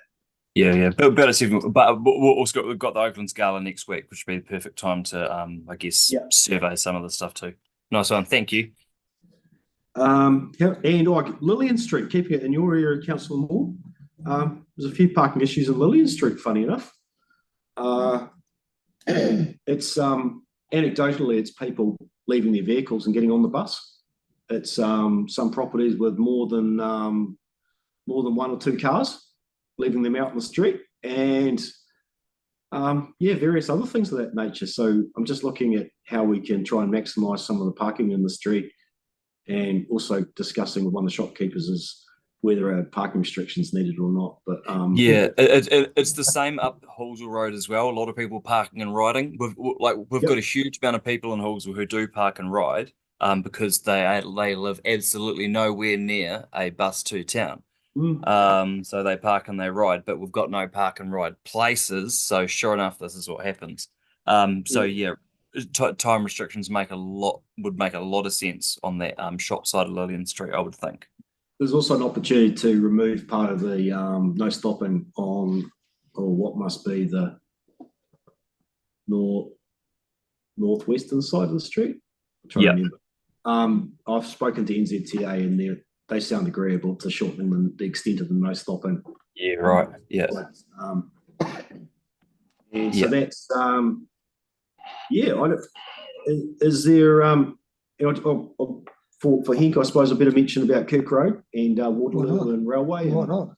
And so following up that issue from the residents group about the trucks and the use of the Railway and Waterloo as signposted as a truck detour route. The signs put in to address the issue of the large trucks being stuck over the line, but arguably the sign is just fairly general. And so I've got 3 counts. If they're not already installed, they won't be far away to measure the trucks and the volumes on all 3 legs that inside. And then we'll be able to work out how many vehicles are doing what manoeuvres. I've spoken to NZTA. I guess at this stage, they certainly acknowledge that there may, it sounds feasible that the signs may be directing more along the local network. We just need to prove it. And when we can prove it, then that puts them in a better position to request some funding to redo the signs. But that's what we anticipate actually happening, is that by default, trucks are seeing the detour signs and using it rather than just the trucks that are oversized for the railway lines, which is the reason for the signs to go in. Yes. I asked a question on Yaldhurst and Pear Street. Yep. I know it's not, NZTA has taken away the funding for that. And so what do you think the implications are? Just getting more and more cars banked up, or what? I wasn't actually aware that they'd taken away the funding. Yes, they have apparently. It's a project which Gemma and I have provided some sort of minor feedback on when it was being designed, but other than that, given it's a state highway project, I haven't got any oversight really of where it's at. Something thrown right in and just check if it's. And the other issue is we had a resident the other day in Riccarton who was complaining about red cones everywhere. And I know why you have them. So, but the issue he was saying is people, they keep the cones there. They go away and do another project, might be for 2 months, and come back. Is that kosher or not? Well, they should Not kosher. So that's the temporary traffic management team. So if you let Bailey or Faye know, they can get hold of Simon Hodges and his team to follow up on whose cones they are. And I'll try and get I'll wait till we get to something which is concrete, something that's happening right now, rather than something which has happened in the past. Yeah. Okay, that's fine. Just on the consultation for Calverton Place, when are you going out for consultation on that one? I haven't determined that. I only sort of got that plan tidied up today, actually. Right. Yeah, I saw the date. Yeah. So it's still up in the air. I think it is something that unfortunately we do need to do sooner rather than later, given the issues that are occurring in the street. But I will check out that other option too. See what people think. Yeah. I'll have a look. Okay. It just seemed to make sense on the photo. It might not make sense on the ground. Yeah, and it'll be interesting to see what people's views are on it. Yeah. Oh, yeah. Yeah. It'll be So a gardener's place, not mine. it will have to come back to the board anyway. Yeah, but I haven't really touched on any of the program stuff. I know we're running out of time and things, so if there's any questions about any projects, I'm happy to come back again or answer any questions through governance team, or if there's any other questions about projects at the moment. Anybody else has any more questions? No? Or we're just happy to invite Andrew again next time. Thank you. Yeah, okay. Yeah. All right, sounds good. Thank you. Thanks. Thank you. And I'll catch up with you offline. Okay. Thank you. Thank you, Andrew. Right, so next we have, what are we having? Friday. Friday. Friday, we've got Friday online on the Community Park Rolling Renewals Program. Welcome, Friday. Hello, thanks for having me today. Not sure if my video, oh, there we go. If I turn it on, it might work. There we go. Sorry, I can't be there in person today. All right, so if you could please pop up the wee presentation that I had. Thank you. So once a year, the Community Parks team, we're going around and we talk to all the boards about our capital rolling renewal program that we've got for the next 3 years. What we want to have from you guys is we're just seeking a bit of feedback in regards to some of the candidates that we have for each of the activities that we're doing for years 27 and 28. Years 25 and 26 are a little bit difficult for us to move and change around because FY25 we're currently in planning or delivering those at the moment. So and FY26, sometimes depending on the activity, we have already done some of that planning.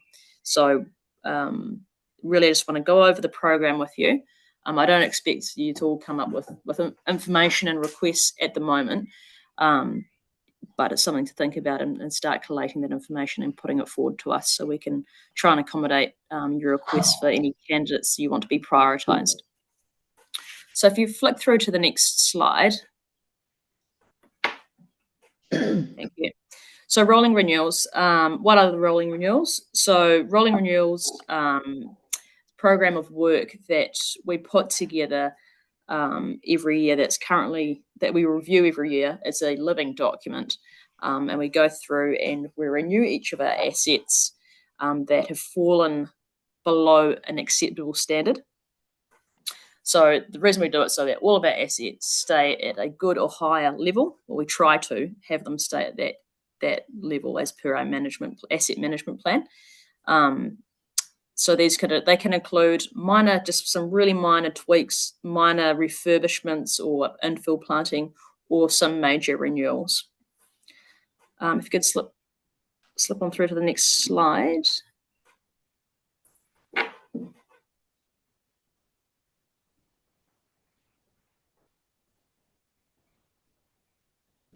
Can you see the next slide, Friday?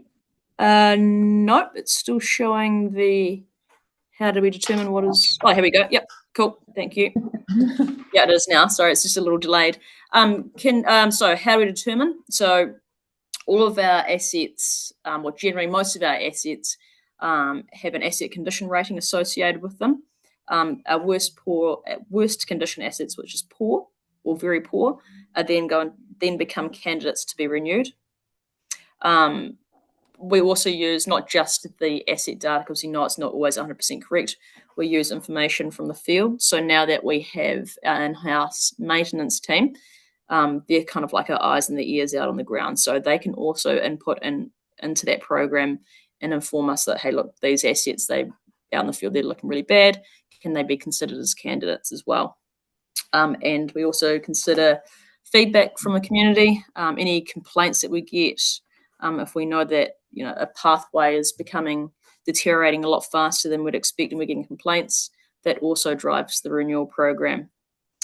If you flick through to the next slide. Cool. So this is just an example. So they can be really small or they can be really big. So this one is just an average Essentially, I think this one is in your ward area.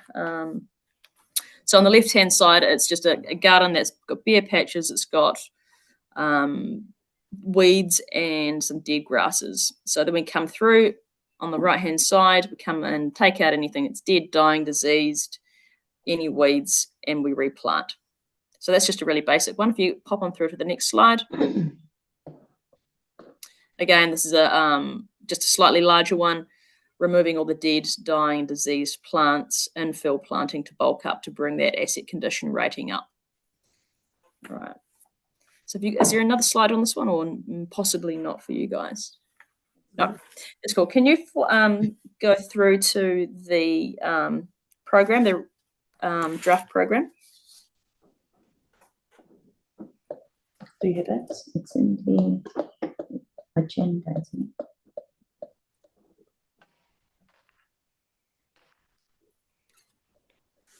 it? We're just pulling it up, Friday. That's cool. Page 15.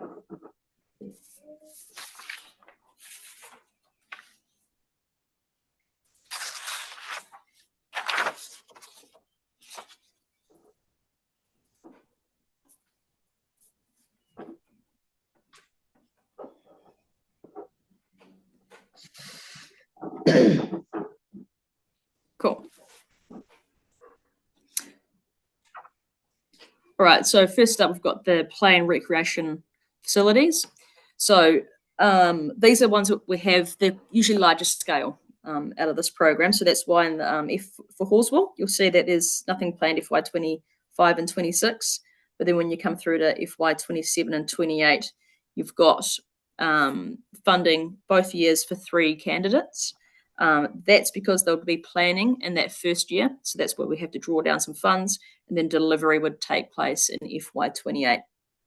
The reason you don't have some of those place-based renewals happening in that area this year, next financial year, is just because, again, due to that asset condition rating, that it hasn't hit that trigger point for renewal yet compared to the rest of the assets across the city. Similar thing with Hornby for this financial year. However, next financial year, we start some planning, delivery for Bermuda Reserve FY27, then Malabar 28. Riccarton, you've got Iona Millbank planning at the moment, delivery next year, then Auburn, and then Holmes and Coleman Reserve the year after. So those are, a couple of them are half basketball courts. So basketball courts are also considered play and recreation assets. If I move down to, want to do questions now as we go, or do you want to do it at the end? Did you want the questions now? I'm happy to take them on the fly if you are. Okay, Andre, go ahead. Thank you. I was just curious as to why the green asset renewal at Ritter Reserve wouldn't be done at the same time as the playground renewal that's happening now. Because the playground renewals, because it's taking place in the summertime, a lot of some of our hard asset stuff and as well, we can't coordinate those with green asset renewal because green assets have to happen in the autumn and winter for the planting period. Yeah. Otherwise, so yes, it absolutely would try tying as much as we can. Yeah. Yeah. But in this case, there wouldn't have actually been efficiency to be found as such. No, unfortunately not. It's the main thing. Thank you. Yep, cool. So I jump down to planned item renewals, play item renewals. So these are just one thing, yet these tend to be, instead of a larger playground renewal like we have at the top, the next one down is just when we've got selected items out of that playground that needs to be renewed. Green asset renewal. So you'll notice the Halswell, well, you wouldn't actually notice, so I will go on. Green asset renewal for Halswell, the candidates that you have for FY25 are actually already been complete, apart from Fintan. We've had to swap that out for Marcella Reserve. Fintan has been completed. Marcella, we didn't have all the species that we needed this year to get that one done, so those have been moved out. And for Hornby and Riccarton, now if the FY25 ones haven't been done yet, those are scheduled and programmed to be done this side of the financial year, but it won't be till autumn next year. Beyond that, if you look over to FY27 and 28, if you know that you've got, community groups, we've got a lot of complaints, people upset with the condition of the gardens and those reserves. Because we actually have quite a lot of flexibility to move these around, more so than the other projects. So we're happy to consider FY26 for green asset renewal as well. So Andre, do you have another question? Apologies, hands coming down. Okay, no problem. And that brings us to hard surface renewals. So hard surface renewals are all of our pathways, car parks, anything that's basically made out of concrete that's in a park or shingle. So this one is always a little bit, I wouldn't say contentious, but there's always a lot of stress and strain on this budget. A lot of our assets for hard assets out in the community parks is not great. So we have to make some pretty hard decisions sometimes because it's just such an expensive big ticket item. But it does also relate to health and safety. So we're constantly moving these ones in and out. So if you look back to previous years' rolling renewal programs, sometimes you'll see candidates drop off for no reason. Generally, that's because something else has degraded it at a faster rate and become a health and safety risk that's had to then take priority. But again, we are still open to considering moving forward and backwards any candidates that you're getting complaints about or you think is sort of a thorn in your side. So we come down to individual projects. So these ones are standalone projects. The reason they're not rolled into the rolling renewal is because they are just very large, and it's easier from a project management perspective to have them in their own individual project where we can report on them without anything getting convoluted through the wider package of rolling renewals that we have. So individual packages are Cars Reserve. I'm sure everyone here is somewhat familiar with the Cars Reserve Club relocation. Depending on what's going to come out of council's decision, it might just be put on hold until we get that decision. So this one might slide off for a bit. That funding might be pushed out. We're not sure until we have a decision on that one yet. But I know that the Parks planning team are looking to provide a bit more information and report back to council on that Cars Reserve Club relocation.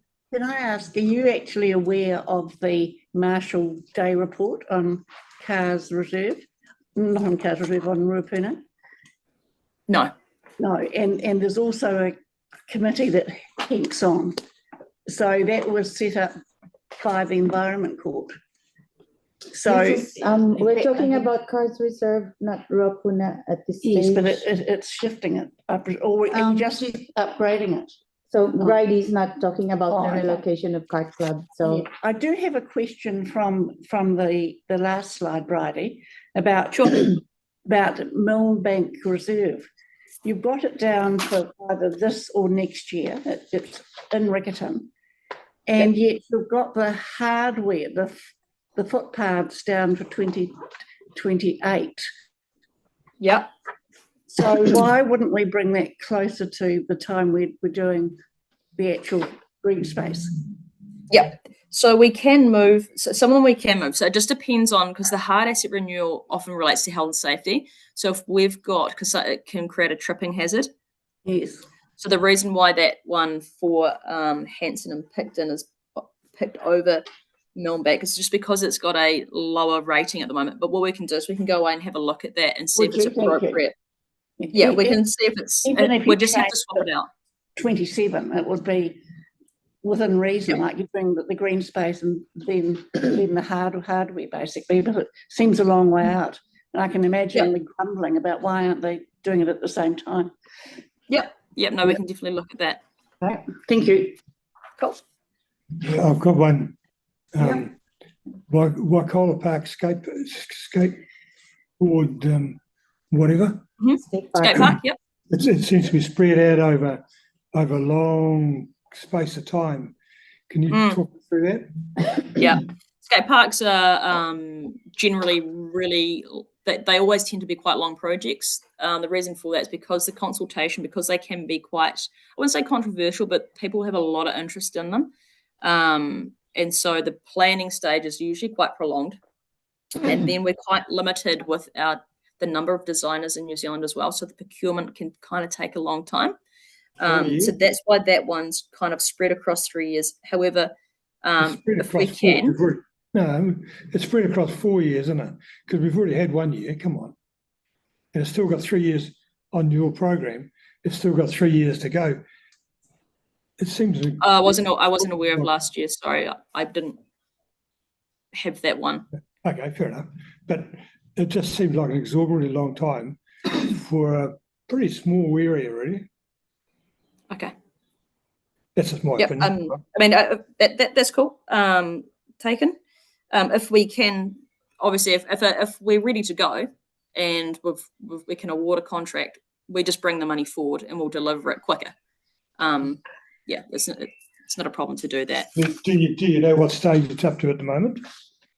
I'd have to talk to the project manager responsible for that one. She's got a couple on the go. Yep. Yeah, I'm sure. Yeah, that's fine. Thank you.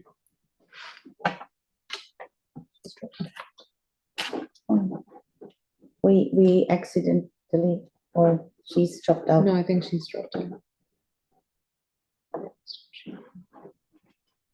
She'll ring back in.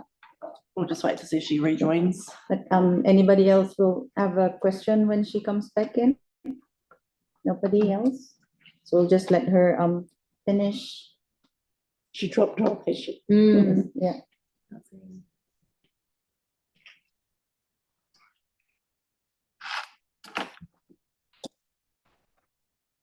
Just try to get hold of her. Yes.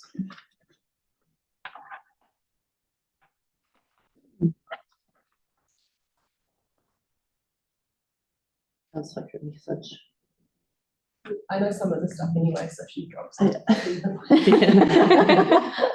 Yeah, Megan can take over. Not in the same detail, but It was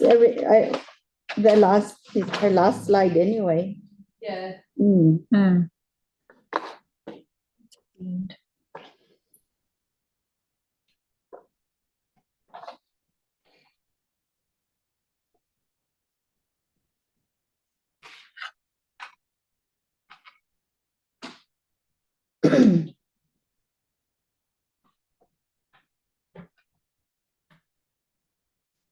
Hi, it's Bailey. We lost you.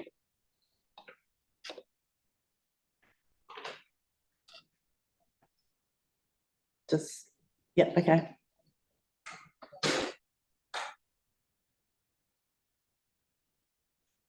Oh yeah, we can see you. You've come back on the computer.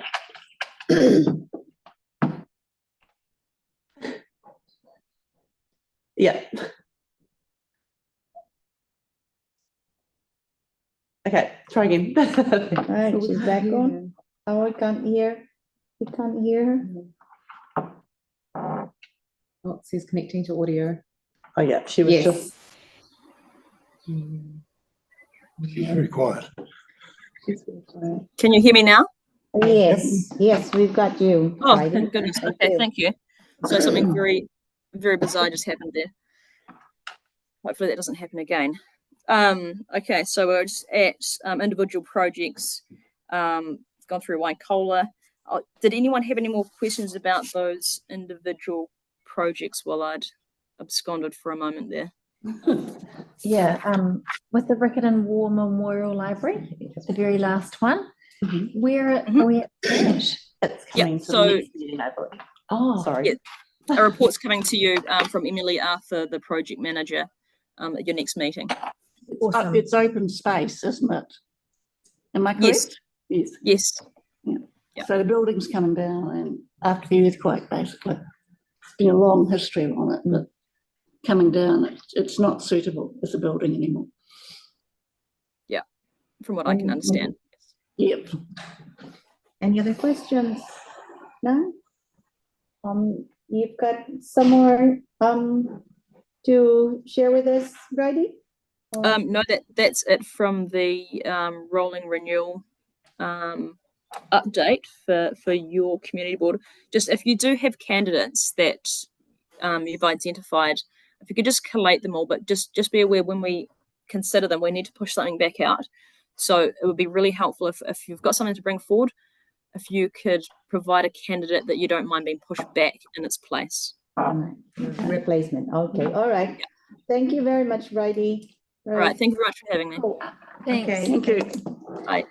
And next up, we've got the Port Hills Vision document. Megan and Paul, welcome. Welcome to the table. Nice to see you again. Hi. Hello.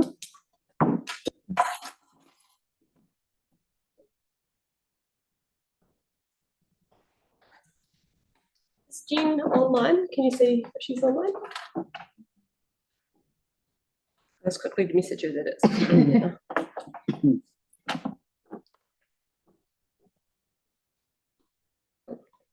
So kia ora. I'm Megan Carpenter and I'm team leader of Parks Planning and Recreation in. I'm Paul. I'm the head ranger for the Port Hills Peninsula. Cool. So this project's been, we're here to introduce you a vision document for the Port Hills. And obviously the Halswell Ward has some council land within that area. So let's go into the screen. So a little bit of information is that we're here to introduce this project to you. It's a project to create a vision document for the publicly accessible land in the Port Hills, but also looking to include other main land owners as well to kind of have a bird's eye vision created for the wider area. So this is a picture from Mount Pleasant looking south towards Gibbs Pass, so which is as part of the scope. Some of the background, council requested that we considered funding for this plan in the last annual plan, but it's been around for a while. Paul remembers working on this project back before the earthquakes, so it's been an idea that we've had in parks, just to kind of avoid some of the ad hoc stuff that might happen day to day, but and support where we want to take the Port Hills in the future. We are partnering with both Te Hapu o Ngāti Wheki and Whitiora, who are representing Ngāi Tuahuriri. So they're working with us to develop this document. And we've also engaged Exist, who are a consultant to help us develop the document, but also collate all the information that we might receive and make sure that we're heading around the right direction.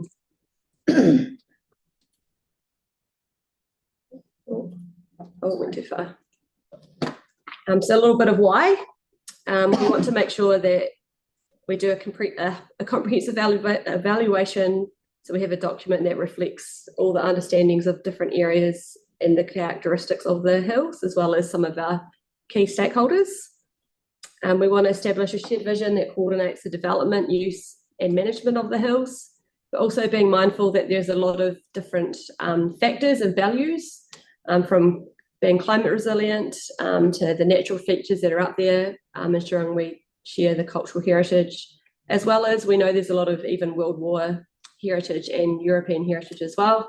A lot of recreational activities happening up in the hills, so just making sure that they all work in a cohesive way and make sure that we protect those areas of ecological significance. We want to make sure that we have a document that establishes the appropriate levels of development of use and striking that balance between the need for public access and enjoyment, but also wanting to protect and preserve what's natural, the natural and cultural values of the hills. It will be an evidence-based approach that we take, but we want to ensure the long-term sustainability and looking forward to that long-term vision. So where we are right now, so we're developing that vision document, which is the bird's eye view of the Port Hills and where we're going in the future. Following that, we can start to develop some more detailed specific park management plans for reserves, or we may look to do it all together in a reserve omnibus plan. And then we can start to get even more into detail going forward with site concept plans and the such. Do you have anything to add more about the why, Paul? Because we kind of skipped that. Yeah. Does anyone here remember this plan from being discussed years ago?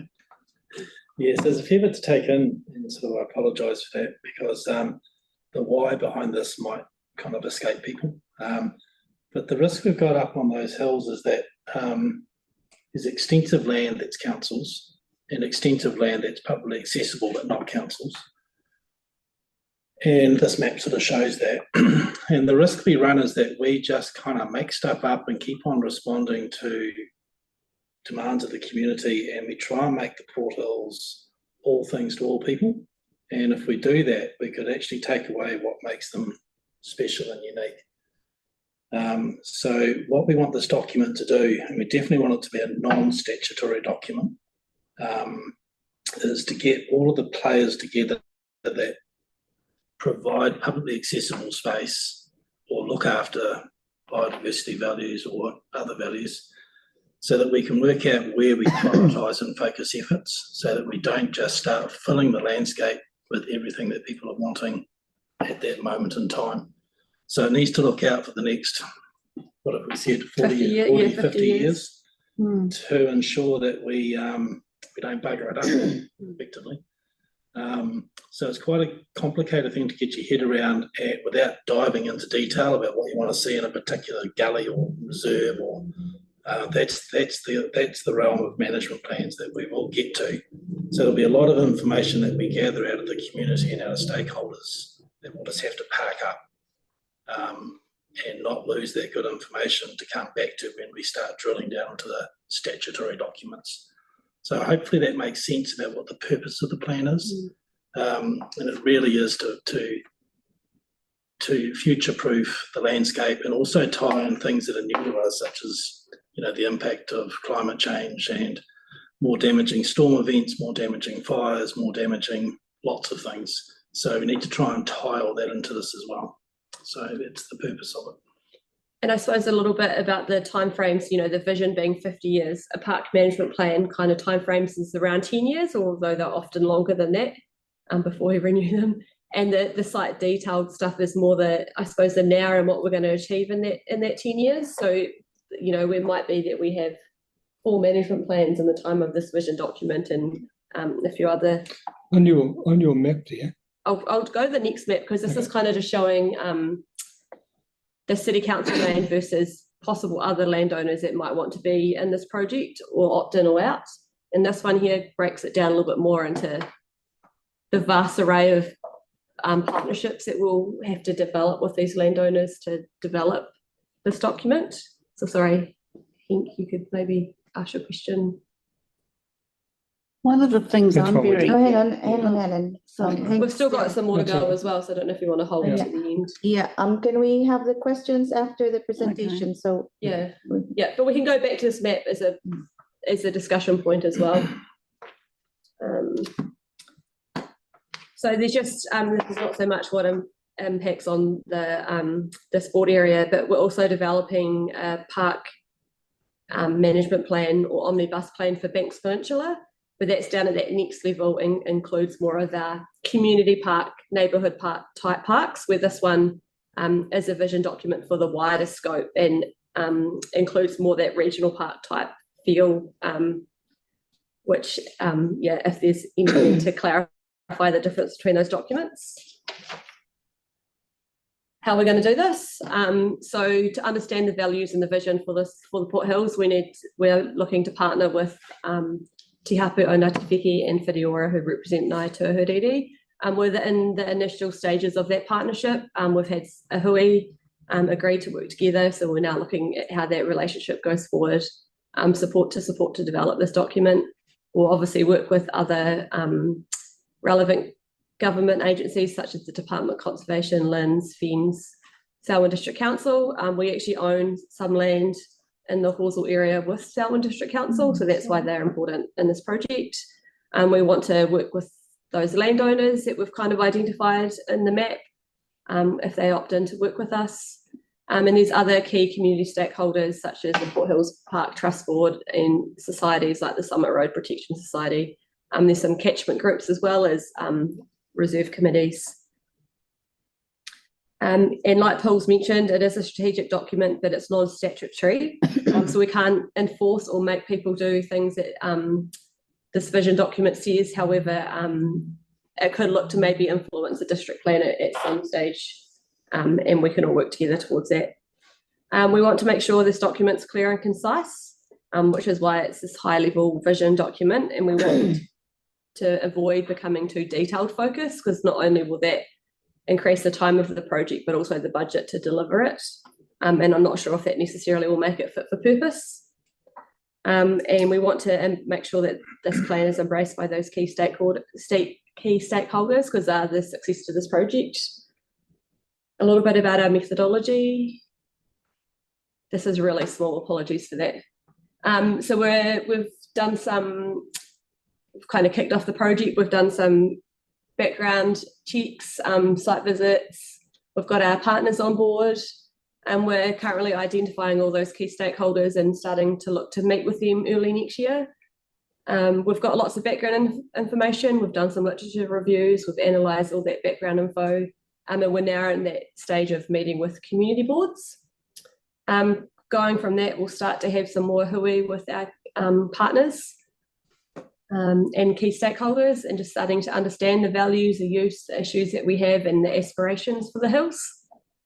Then we'll look to draft the vision document, which is where exists are involved. And then we're going to sit back and just have a whole point and just reflect on what we've got, where we're at, just to make sure that the next steps that we take are correct. So it's at that point that we might consider to do some wider engagement, but a lot of the detail focused information will be held over to the park management plans. And then we'll be looking to get approval from council. And just outside of that scope, you can see the concept plans and the park management plans, which are what we'll work on following the visionary document.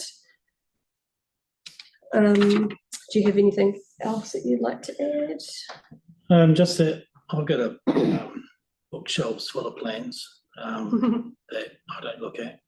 So I don't want this to be another one of those. So it's a little bit tricky really, because I can't quite visualize what this thing will look like, which may worry you, but don't, because we've got some really good people out there who have seen examples of things. The closest one that I can think sort of locally would be something like the Whaka or a Healthy Harbour plan, which brings all different agencies together and creates a shared vision for going forward. So that's a big document, that one. This one I don't think will be huge, but I think these pause moments are really good, just to make sure that it's actually doing what we want it to do. And it really has to inform those other plans that will then create LTP action, because that's what I need. I need to have a vision, and then the detailed projects, and then the ability to you guys to politic for it and to get that funding to deliver the outcomes. And that's what I think we're lacking a little bit, is that shared vision that we can then drive detailed outcomes out of. So hopefully that's what this is going to do. But yeah, what it looks like on my bookshelf, I don't quite picture yet, but we'll get there. I've got full faith in the team that Megan's got around her. They're really good, and we'll unabashedly use and abuse what other people have done around the country or even internationally. But yeah, it's too big a landscape to not get right. I don't know if I can be heard because I've joined. Oh yeah, Jean. Yeah, there's Jean. Kia ora. I am here. I have been listening in this whole time. So yeah, apologies for not being say who you are, right Jean. there. Yeah. Yeah, very good. So I'm from Exist. I'm Jean. I'm the consultant kind of working on this project with Megan and Paul.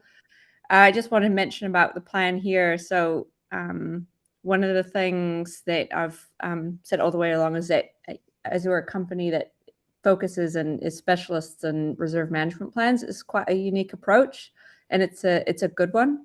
It's such a large area that trying to start with reserves management plans be very difficult, and it's really clear from talking to Paul about the need for this collaborative approach across the Port Hills. And I know the partners, our Mana Whenua partners, are really excited about this as well. That was noted by Taylor recently, so who's from Ngāti Whaki had just commented on it. And in terms of this process, I think it's quite a good and unique process to go through. So I'm quite excited about it. And I just want to mention, Megan, maybe you want to mention that we're not sure about the wider engagement at the moment, but we'll work on that as required later. Yeah, Like yeah, whether- 'cause at the yeah, moment, whether it's- yeah, it's the most important to connect with those partners as well as our key stakeholders and work together. And then when we have one of those hold points, we'll definitely look at what wider community engagement could look like or will look like. Because it might be we get into the weeds. Yeah, that's the only risk with it is that, yeah, we might get a lot of information about a stream and its sedimentation, where that's what should be dealt with in the next kind of phase. So yeah, it's that's where we're at. So we're here to take any questions or comments. I've got Hank. You got a question, and then Helen. I can go back to the map if that's Yeah, good that's idea. fine, yep. Either one, yeah. Yeah. Yeah, that'll do. You've got a fair number of stakeholders to deal with. Good luck. Yeah. I'm interested in the bits you haven't coloured in. Who owns those? So some of them are, or Paul might be better to answer it, but some of them are kind of small individual landowners. The problem, Hank, and you've done it, is that I produce a map and people just zone in on their spot. So what I didn't want to do is create anxiety for landowners. You might recall some years ago there was a push by one of the societies, the Summit Road Society, to develop a Port Hills Regional Park concept. And all that did was antagonise private landowners who said, no, this is my land, don't do a land takeover. And I'm really worried that this will be construed as a land. That's right. So we've just deliberately... That's what it looks like. Yeah, well, to be fair, the areas that are marked are current either council reserve, or protected landscape in some form. So that's not a land grab. Yeah. That's. But look at the poor fellas that are surrounded by you guys. Look at little patches which are probably privately owned, and perfectly legitimate, and doing absolutely nothing wrong, and have no intention of joining you or whatever. I mean, that's something. And that's fine. And to be honest, it would be unfair for me to say I don't have a bad relationship, but I've got pretty good relationships with all of my neighbours.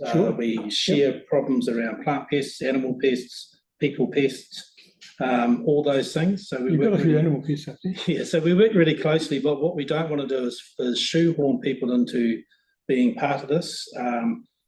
So that's why we've been very, very clear about willing owner, willing conversations.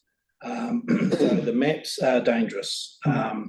So, we've tried doing fluffy edges and blobs and stuff, but, this is all land that is currently protected in some way or has a landowner that's willing to be marked on the map. So I wouldn't be too alarmed by it, but yeah, it could quickly go sideways on us if we don't get our messaging right. And this is not about telling our neighbours that we want to put a walking track. See, what you've just said worries me a bit. And it's just words, and I'm happy with that. When you say that what you see up here is a protected land, which is that's a fair comment. And what does that say to the guys who are in the middle of it? Yeah. So that's no, you did right. So that it's land. Well, it's land that is it is, to be honest, Hank, it is mostly protected land. Sure. So it's either got a reserve status on it, or a covenant on it, or it's held in public trust. So we do have to watch our language and our tone, and that's, I suppose, why I'm going to hold on pretty tight for this, because I've been in that landscape since 1993, and I don't want to bugger up my relationships with my neighbours. Fair enough. Yeah. I know a few of them too. Yep.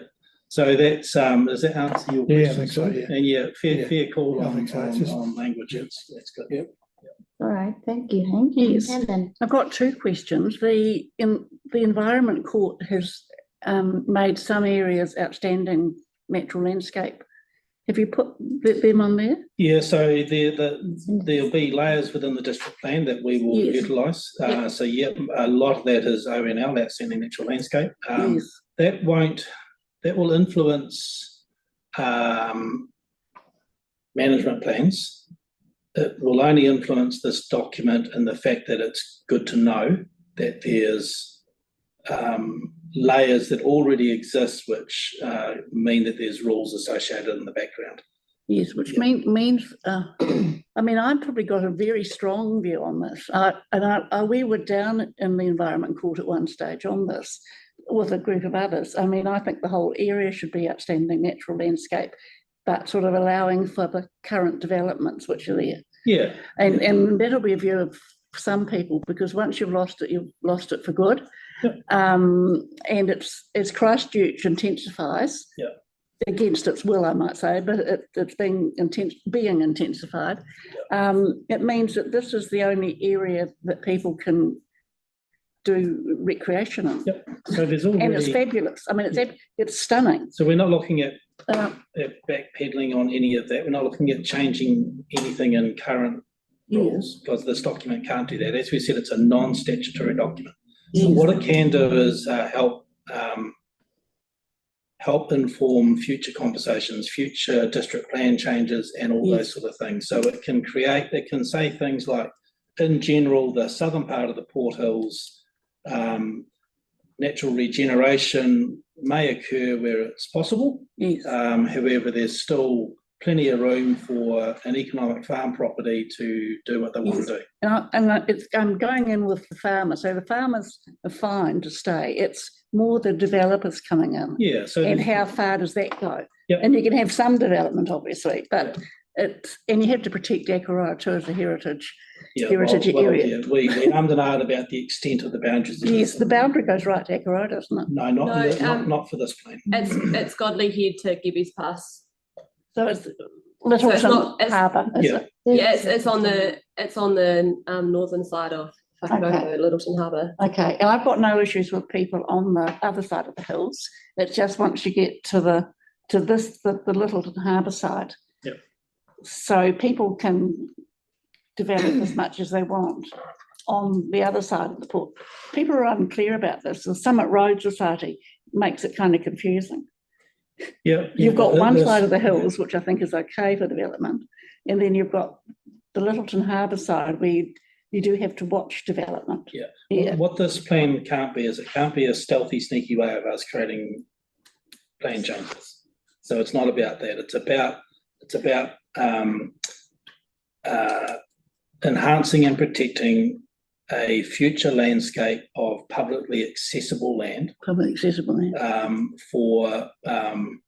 good, positive biodiversity, recreational outcomes, etc. It's not looking at economic land units or anything like that.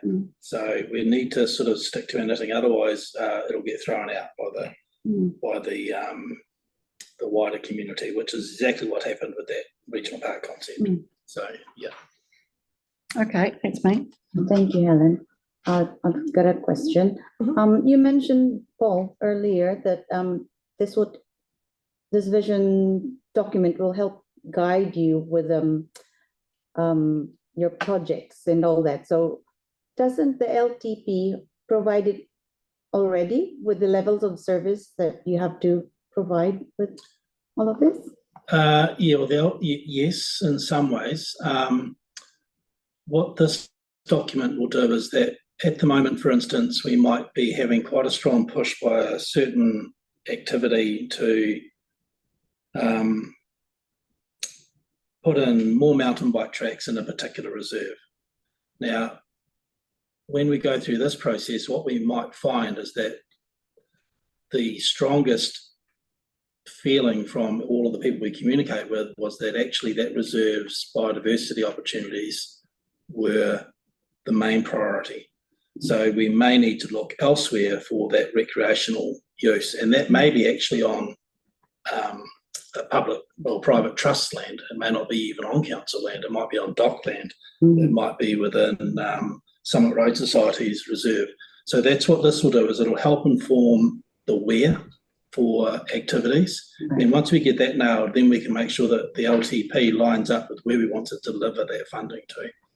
If I could jump in as well, I think one of the things that's recognized here is just, if we're looking at this map, how many colors there are. So how many different groups, landowners, trusts are sitting on land that's protected.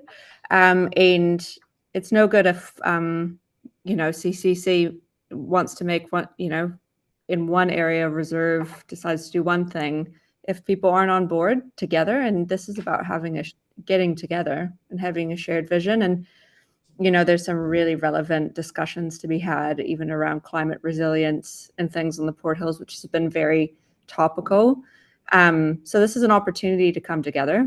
And so I think things like LTPs or reserve management plans are, those are things that are more detailed, whereas this is looking at how does this group of this group of stakeholders here, if they want to be in this discussion, how do we get together with this so that there's kind of a shared vision together? Yeah. Thank you, Jen. One last question in regards to recreation. So through the decades, probably, so we've got an increasing number of users, recreation users in Port Hills. At what stage, or has there been any carrying capacity study done on the Port Hills area? Yeah, there's been a bunch. I'm going to show my age in a minute. The old regional council did a huge study on the carrying capacity of the Port Hills. That was back when it was a combined regional council concept, and that's actually still pretty true in terms of the warning about the warning signals about capacity, and that's one of the drivers for this plan, because things are changing so quickly in the recreation space with electric bikes now and a whole pile of other things. And what a lot of that stuff do is it shrinks the size of your reserves because of the speed factor and the time changes of people moving through A to B. So we're really, really aware of that. And at the moment, like Rapaki track gets about 250,000 people a year on it. It's one of the most used tracks on the hills, huge numbers. Now, their recreational experience is probably different to what it was 15, 20 years ago. And so we need those sorts of tracks where we can load up the people, but we also need that more remote experience in the southern part of the Port Hills, because this is sort of Christchurch's Waitakere ranges in some ways, where they can get that more remote experience. So we're really looking at those recreational trends. That's going to be quite a key part of this document, and Megan's a good recreation head from way back, so she understands that. And we've got all these social scientists in our council who have been through the Lincoln degrees and done all those things. Sorry, I don't mean to call you a social scientist. But yeah, all of those things are really, really interesting, but we want to talk to the people that are carrying out those activities, and also the landowners who have to suffer, if it is a suffer, the impacts of that. So what I'm doing on my place in terms of a council park will have a direct impact on my neighbour, be they a private landowner with no access or one of those other groups. So tying all that all together is going to be a really key part of this, so we don't ruin it. We don't just fill it full of people in the wrong place. We love people, but we love the open space and all those other values. So. Oh, that's great, lovely. And by the way, Pat Devlin was my supervisor. Oh, there we go. I just spread some of his ashes the other day. So. All right. Yeah. Oh, great. Great. Okay. All right. All good. No other questions. All right. Thank you, Megan, Paul, and Jen. Thank you. Thanks. Thank you. Thank you.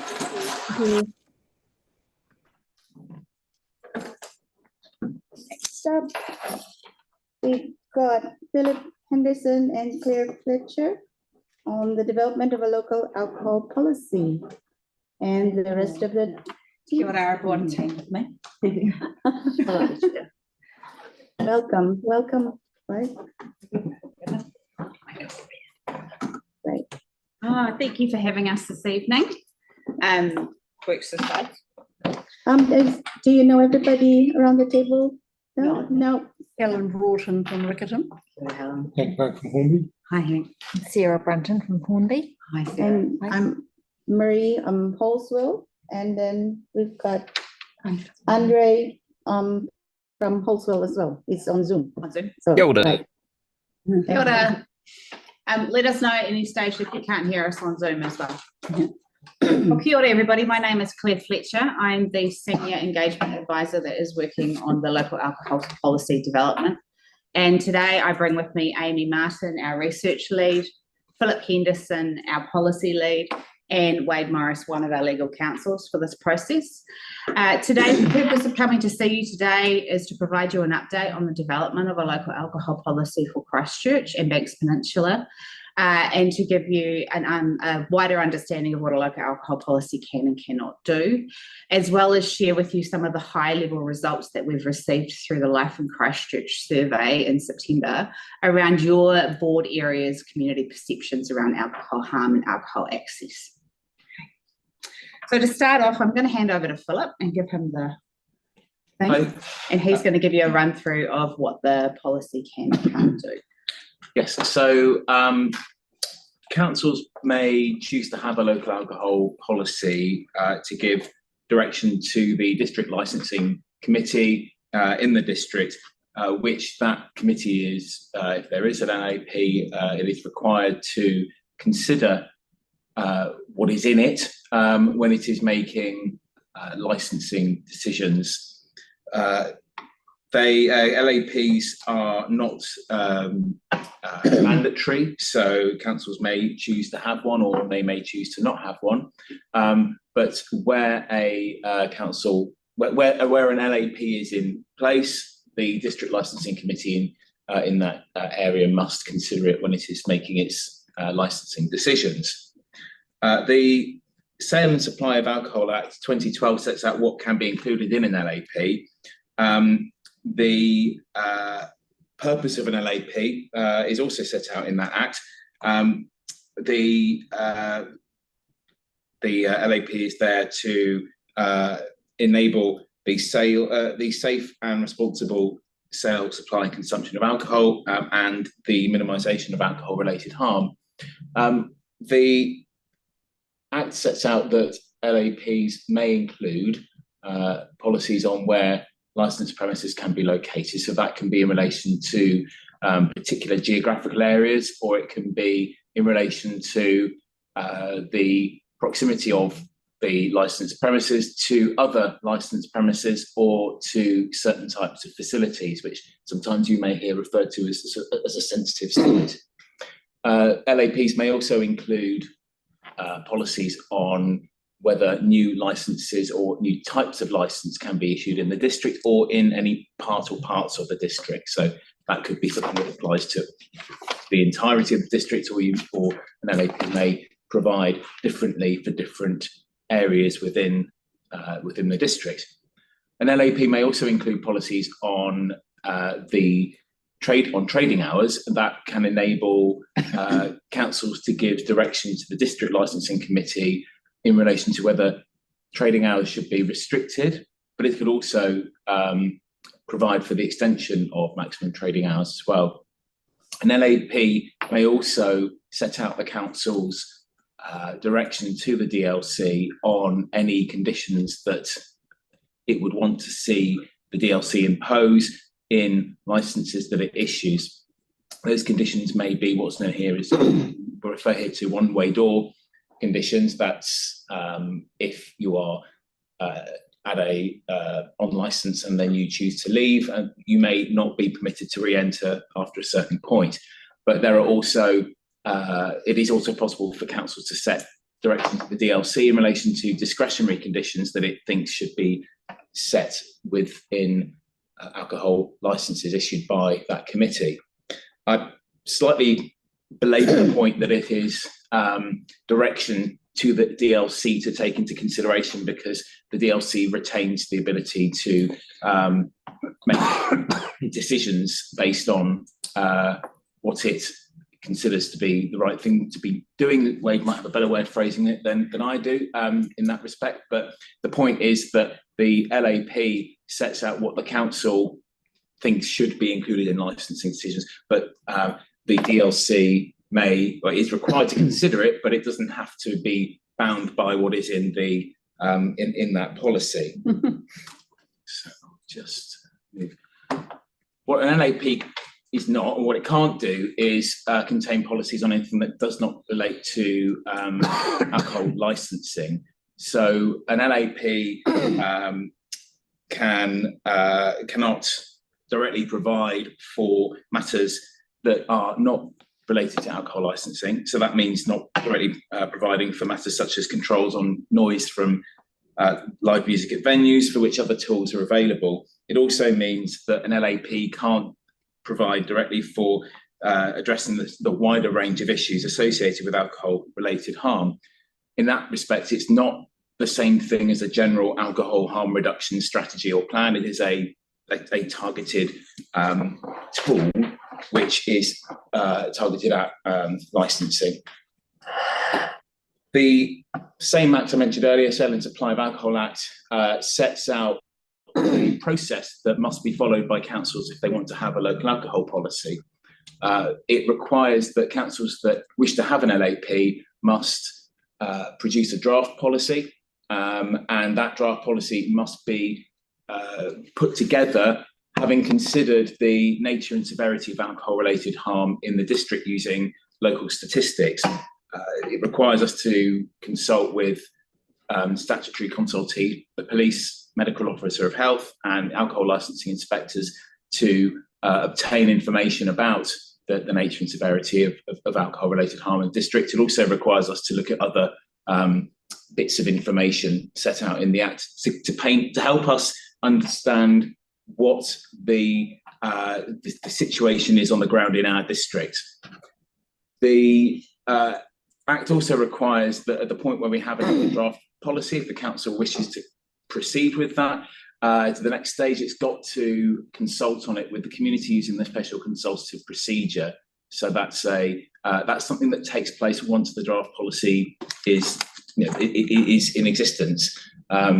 What we're doing at the moment is engaging with stakeholders, including community boards, and Claire will describe this in more detail in a moment, to gather information and insights to help us in the process of being able to draft that policy, but also to enable the council to understand the scale of alcohol-related harm in the district, so that it can make a judgment about whether an LAP is the right tool to develop in order to address what we present them with as being the issues we encounter through our engagement and research. The important point there is about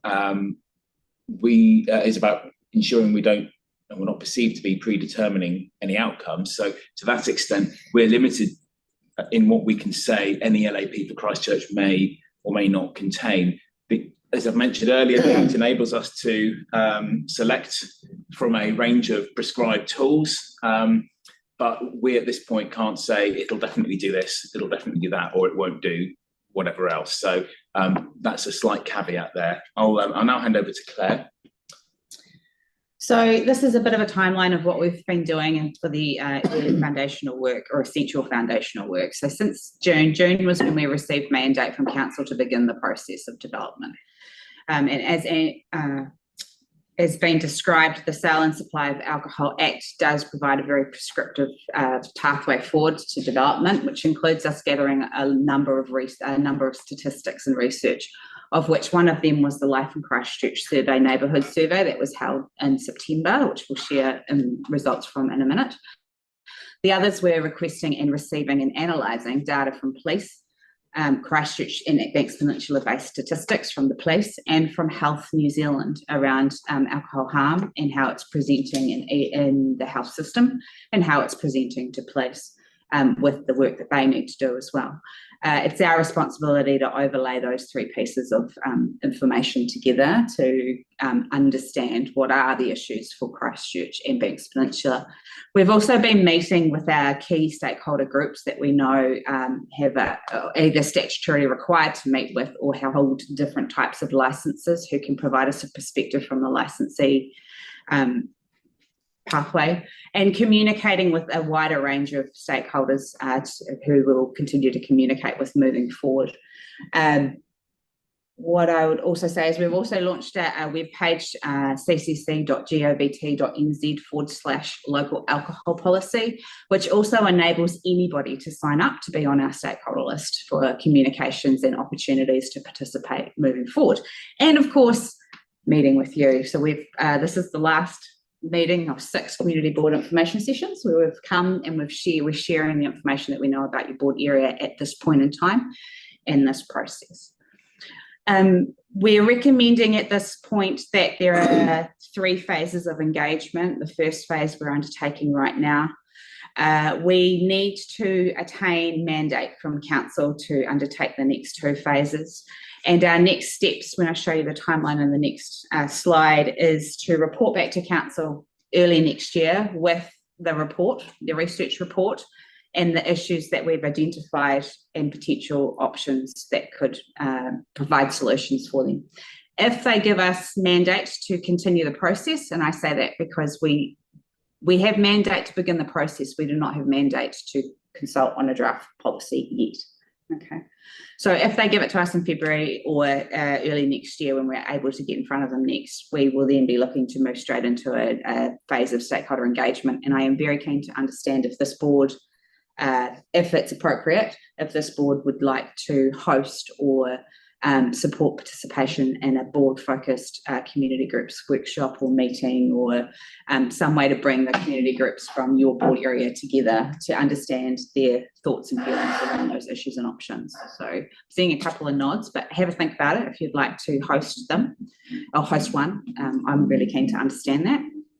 The third phase with mandate from council is to consult on a draft policy, and that would take a special consultative process, which we would have to undertake with a hearings panel. So this is the proposed timeline that staff went to council with last week for a decision on, where we asked them to decide on 2 things so that we can push forward with the project with transparency for the community and those affected parties. And the first decision we asked them to make was timeline. So we're all beginning to become aware that it's an election year next year, and that can sometimes affect workloads and work priorities and when we can get decisions made. So the staff recommendation is up on the board that we crack on and continue. We think we can get a draft developed next year before the elections and consulted on and a decision made. However, we do give them 2 other options if they'd like to pause and defer. So that basically means it is we think that it's most appropriate to consult and have a decision together. So we've given them opportunity to consider whether or not we pause at a point next year and then consult on a draft and make a decision after elections. They chose at the meeting last week to defer the decision until we report in on the issues and options and what the research is telling us. So they'll decide on our timeline when we next report to them early next year. But they did make the second decision, which we asked them to, which was if we get to a point that we have a draft to consult on, who is the hearings panel made up of? And we wanted them to answer that or consider that and answer that question very carefully, because we wanted to be fully transparent throughout this whole process of who the decision makers were at the end. And they went with the staff recommendation, which was a council of the whole. So all councillors, unless they have a conflict of interest, will be on the hearings panel should we have a draft to consult on. With that in mind, I would just say that if you held any community board hosted events, and you need to bear that in mind that your elected members who sit on council may not want to participate, or they may just want to participate in a listening capacity, because they need to make sure that they don't unintentionally create a conflict of interest to be able to be a deciding member of the panel. Okay. And I just wanted to cover the community board's role in this process, because this is a whole of city and Banks Peninsula process. You have the ability to submit feedback on the proposals. We really need you to be the local knowledge. We need you to promote the opportunities for the community members in your board area to participate, and participate in those events and meetings within the board area should you want to. But most importantly, as a board, you have an opportunity to provide feedback in each phase of the engagement. I'm going to hand over to Amy now, who's going to walk through the survey results with you.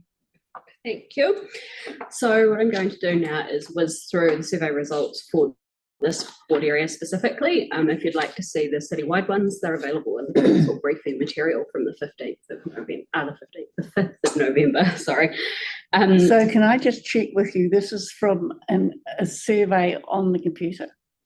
Yes. So again, it's a certain group. of the population. It is. You might have tweaks outside it. Yeah, yes, okay, that's fine. So, sorry, go back to where I was. You'll notice as we work through that there aren't any numbers in this survey, in these results, sorry, and that is because we are literally still working through the analysis. So we've pulled together a bit of a first look and feel for you, but we have not yet finished and finalised enough to give you the numbers, and it will be subject to an external peer review before it goes out in that final report as well.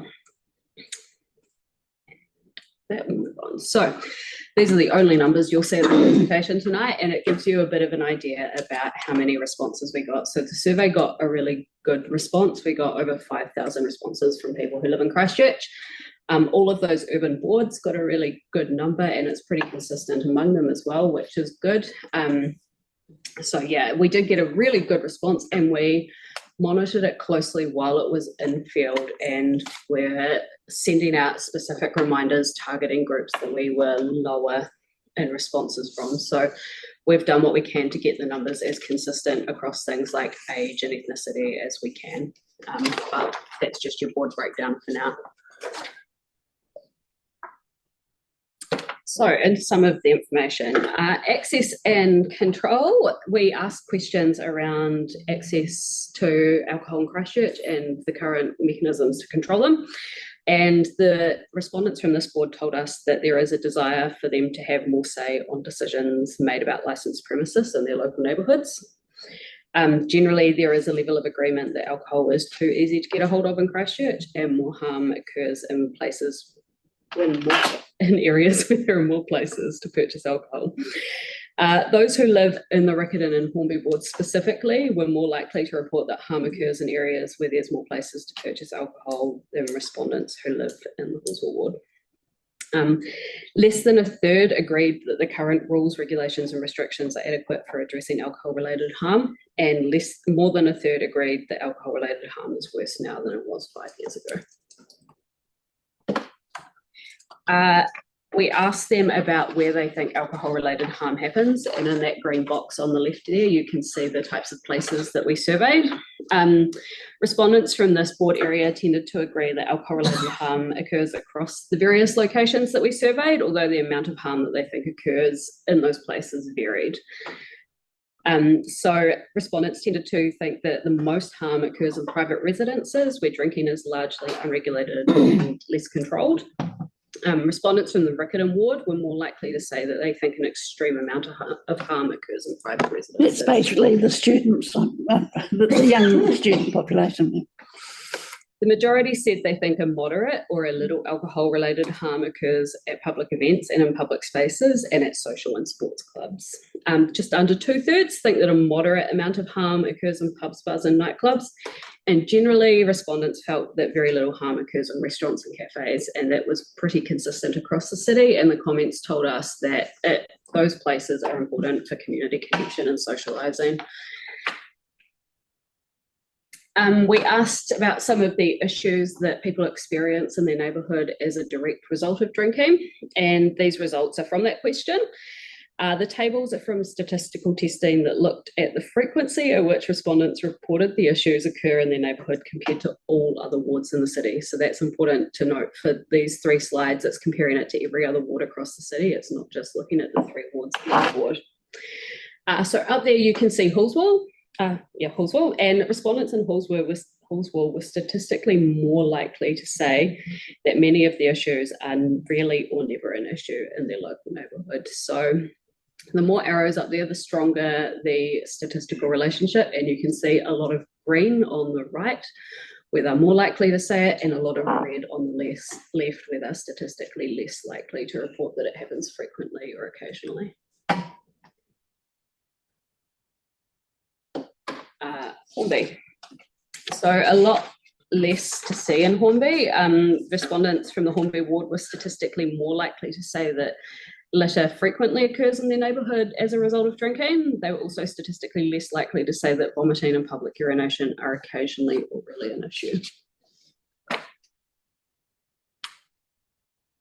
And finally, Riccarton. Respondents from the Riccarton ward were statistically more likely to say that many of the issues occur frequently or occasionally in their local neighbourhoods as a result of drinking, and were also statistically less likely to say that many of the issues are rarely or never an issue. So much more likely, 3 green arrows, a lot on that left side there, where you've got a lot of those occurring frequently compared to other wards in the city. And then on the right, you can see the red arrows where they're less likely to say that they happen rarely or never. So we asked some questions about the number of licensed premises in neighbourhoods, and the feedback we got from respondents suggested that those who live in this ward area generally agree that the number of on-licences is about right. Where they said they were about right, we asked a follow-up question saying, would you like to see any more in your neighbourhood? And they were more likely to say, when we asked that there wasn't a great deal of support for new licensed premises in neighbourhoods, with the exception of restaurants and cafes, which is, as I said before, is seen as those important socialising and connection places, and that generally respondents thought there was very little harm that occurs in those areas. There was a general level of agreement from the majority that bottle stores and pubs, bars and nightclubs should have restrictions on how close they can operate to some community facilities. So we asked them, should those restrictions be in place? And the facilities that the respondents told us that they think they should apply to are early childhood education centres, schools, so both primary and secondary schools, medical and rehab facilities and hospitals, and parks, playgrounds and sports facilities. And that's been pretty consistent across the entire city. And finally, we also asked them about the hours of licensed premises in their local neighbourhood, and respondents were split on whether the maximum hours for alcohol sales are about right or too long. The majority tipped towards the hours being too long for small grocery, convenience stores, bottle stores, social and sports clubs, and pubs, bars and nightclubs. And just a note that that majority was quite convincing in the case of grocery and small grocery and sports and social clubs and pubs, bars and nightclubs. Around half thought that the hours for supermarkets are actually about right, while just over half thought the hours for bottle stores are too long. And in all cases, very few respondents reported that the licence hours are too short. Yeah. So the next steps for the project is we'll continue to analyse the data and develop the reporting for council early next year and then take it back to them. We will then look at community engagement moving forward once we have the remit from council. So that's where we're at the moment. We'll begin coordinating what we need to, make sure that the report's finished and report back to council next year. That report will be available through the agenda papers and obviously live streamed as well. That brings us to the end of our presentation, and if you would like, we've got time for questions and discussion around alcohol access and harm. Right, Helen and then Sarah. Thank you. I should just say, to be clear, that I was on council and we put forward a local alcohol plan in 2013. Yes. A new mayor came in, a new council, and left it, largely because of legal challenge, I think. It was seen as too difficult. Well, no, we spent seven years in court with judicial review. Because at that time, so for those that were experienced with the process last time, at that time, you were able to go into judicial review in 2 phases of development of a local alcohol policy. Recently, the law has changed in the process, and you now only go in. You can now have the opportunity only to be judicially reviewed once, and that has come out of Auckland's local alcohol policy. So we started ours at the same time that Auckland did, in 2013. Auckland has only just made theirs operative. What's the date today? Today. It's come in phases. It's coming on the 3rd. Some came in earlier. Some of them have been. So they chose to stay in court for that many years. We chose to consider the financial impact on the council at that time. That stuff I realised. So the question I've got is a local issue, and you haven't mentioned it here, but there's a bottle store opened on Riccarton Road called Thirsty Liquor. He said at the hearing, because I was at the hearing, it was going to be upmarket wines, etc. I don't think it is. And what he's got is an internet business. And I think there's hardly ever any cars outside the premises, but he must be doing a lot online. Have you looked at the online business? And he's open now till 10 at night, I think. So he can. So nationally, under the Sale and Supply of Yeah. Liquor Act, you are allowed to sell online. Yes, Under if you have an existing liquor license. So this is where you're seeing things like Uber delivery, you're Yes. seeing click and collect, you're seeing deliveries over a period of time. The Act allows it. So it's just the hour. The only control is the hours, is it? The control is the license what is within their license conditions in the locality that their license was issued. Okay. Okay. Yeah. Yeah. So we are aware, and it's a national discussion around remote sales. We call them I remote know. sales. It's going to be a standard issue around the. It is a standard issue around the country, and I know that a lot of the feedback to date that I can say is that, from my personal opinion, the feedback and the discussion that I've heard to date is that that could be tackled at a national level rather than a local level. Okay. For it to have any great impact because of the way that the rules currently operate nationally. Okay, thank you. That's all. Thank you, Sarah. I was just curious with the draft findings, the neighbourhood issues where you've differentiated them into the areas, Halswell, Hornby-Riccarton. Halswell and Riccarton, you've got quite a few different areas, but in Hornby there's very few. I just wondered why that was. So all those tables come out of statistical significance testing, and what we were testing is, are respondents from the different areas of town reporting more, essentially, are they more or less likely to report that those are issues in their neighbourhoods? So it's all we've pulled out for those is the ones where there were statistical relationships. So essentially, if they're not in the tables, the respondents from those wards were neither more or less likely to report that they are an issue compared to other areas of the city. Interesting, because I would have thought that Hornby we have a lot of alcohol-related harm in particular pockets, but it hasn't come up in this. So there's much more detail out of the survey in the report, but this was not of statistical significance, What which I is would surprising. also caveat though is that this is 1/3 of the data that we need to put forward to paint a picture, and we are going to, I think you will see through the reporting that there will be perception versus reality because the health and the police data and some of the other data we've been able to get access to will paint that statistical picture of what is actually happening with versus what is perceived as happening. Gotcha. So that their data will, like this data here is just from the surveys that have gone out to residents. That it doesn't take into account that other. No, not yet. So the research report that will go to council early next year pulls all those threads together, and we start to make sense of it and tell that story in terms of here's all of the data and here's what it says in that report. Okay, that's promising then, because I would just, look very light given what we see in the community. Yeah. Thank you, Sarah. Most of this, all this information we've got tonight comes from people who did it online. Am I right? So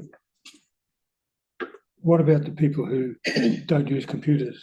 Are they going to get say? And if so, how? Or they're a difficult bunch to reach?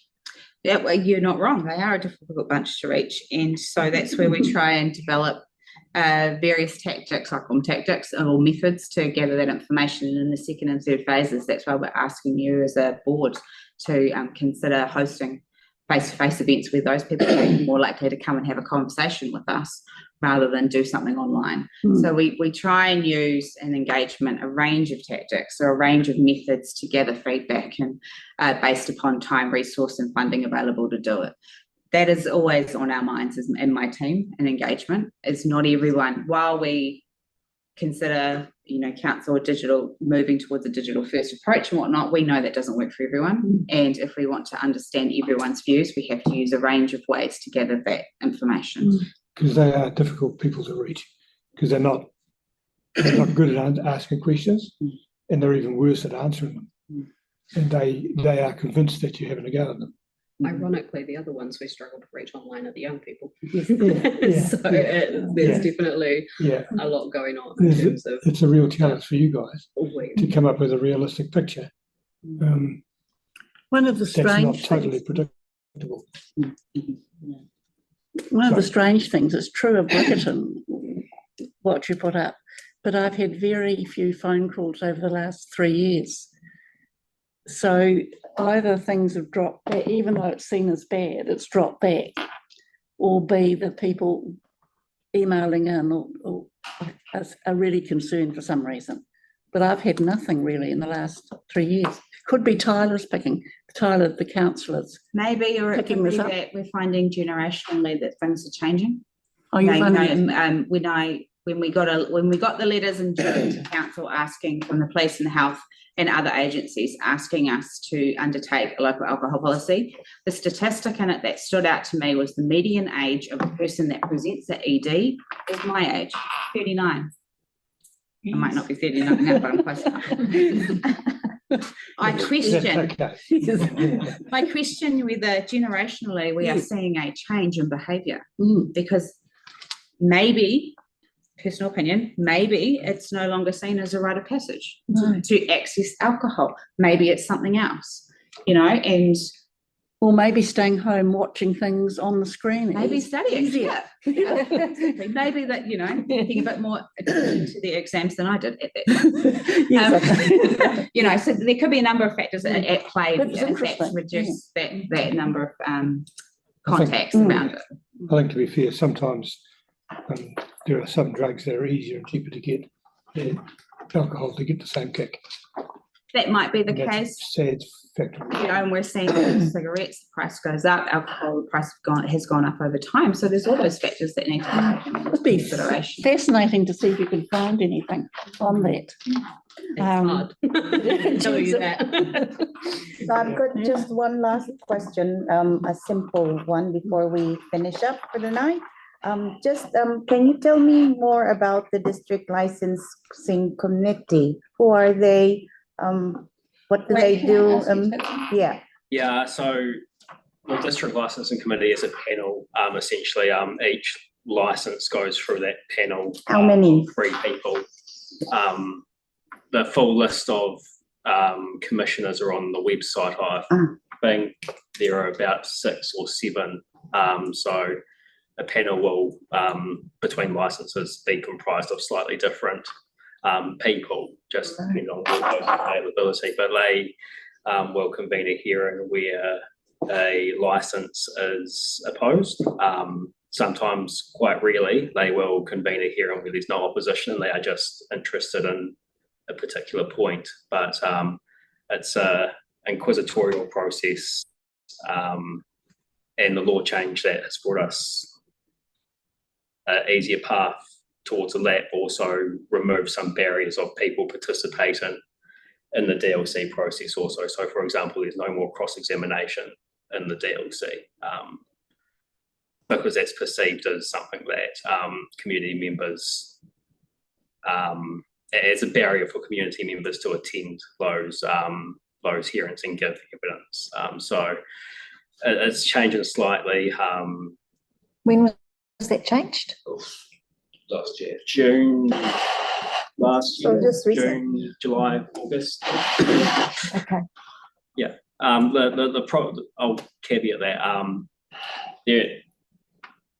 There's some interest in, from my point of view as a lawyer, interpretation of when a proceeding starts. So we have a small chunk that filed applications or renewal applications pre the law change, so they still have to go through the old process. So if you listen to the council deputations on the 5th of November, Dr. Gordon spoke about how there's still a lot of cross-examination in Christchurch. That's purely because we're still getting rid of the ones pre-law change, but as applications come through today and tomorrow, they'll go through the new process that makes it a little less intimidating. Right. So if I understand correctly, there is a list of commissioners, and then there's a hearing. They take 3 from that list to hear the case. And these commissioners are lawyers or any community? How do they get into become a commissioner? It's a range of individuals, and I'm mainly speaking across the country here. Yeah. Some across the country are lawyers. There are a lot of JPs who sit on panels, and some of those JPs also sit in the JP court down at Chilham Street as well. So it's a very broad and there are just some people that come to the table with a lot of community experience as well. So it's a broad range of experience there. No volunteers, and they don't get paid. They are paid. They are get paid. essentially contractors to Christchurch Council with that commissioner tag. They're appointed by the council, is that right? Is the council appoint them, or how does that? Yeah, who appoints them? Council? No, I'm not entirely sure if it's something that's been delegated from CE. council or the CE. I'm getting the CE, sorry, delegated by Mary to the manager of the hearings team to appoint the committee. And is Cindy Robinson still the chair of that? She was. So She was at one the stage. chair will vary between hearings, between license applications. Some, for example, Auckland has a chief chair. Oh, I see. We're too small So to it have a depends chief on- chair, so we just have a small pool of chairs. But no, Cindy is no longer on the panel. You probably know her, do you? Yeah. She was the chair of Plan Change 14. Just on the objectives in the community, would this policy allow for support for community objectives in terms of the process, how to do it? It's not an easy thing to do at all. And I think that's what stops people from. Yeah, for sure. Yeah. So put short and bluntly, no. It's a tool that on my reading of what an LAP can and can't do, and the current process, it flips the onus. So currently the onus of proof is on the objectors, the inspector, the police, health, to say this proposed premise has potential to cause alcohol-related harm, and here are some conditions which we think will mitigate that harm. Showing alcohol-related harm is really hard. But what an LAP does is it flips the onus to almost assume alcohol-related harm, because we've heard from the community, we've seen the stats, and it's gone through a robust process. So it almost assumes there's harm there, which I think will create a bit more opposition from licensees and wanting to avoid certain conditions. But I think it will also take a bit of the burden off community objectives and arriving at hearings and going through that process. Okay, that's good. So that's, I think, how I see it playing out, having sort of read the act and that sort of thing. Yeah, Being that's really helpful. UDMC. Yeah, thank you. All right, so we'll probably wait to hear what council decides next year, and then we'll hear back from you again. Right. There seems to be mixed views on council, actually. Okay, thank you very much. Thank you. Thank you for your time. All right. Thank you. And thank you, everybody. Thank you. We are finished. Very much. Close. Thank you. Thank you, Shri. By the way, just Shri. I forgot to mention at the beginning, so yeah, And she's the one driving Are right you now here for the full month, or? until the I'll be here for December the December meeting. 12th meeting. Yes. Yeah, Oh, so stay on leave. Yes. Ah. she's away. With her acting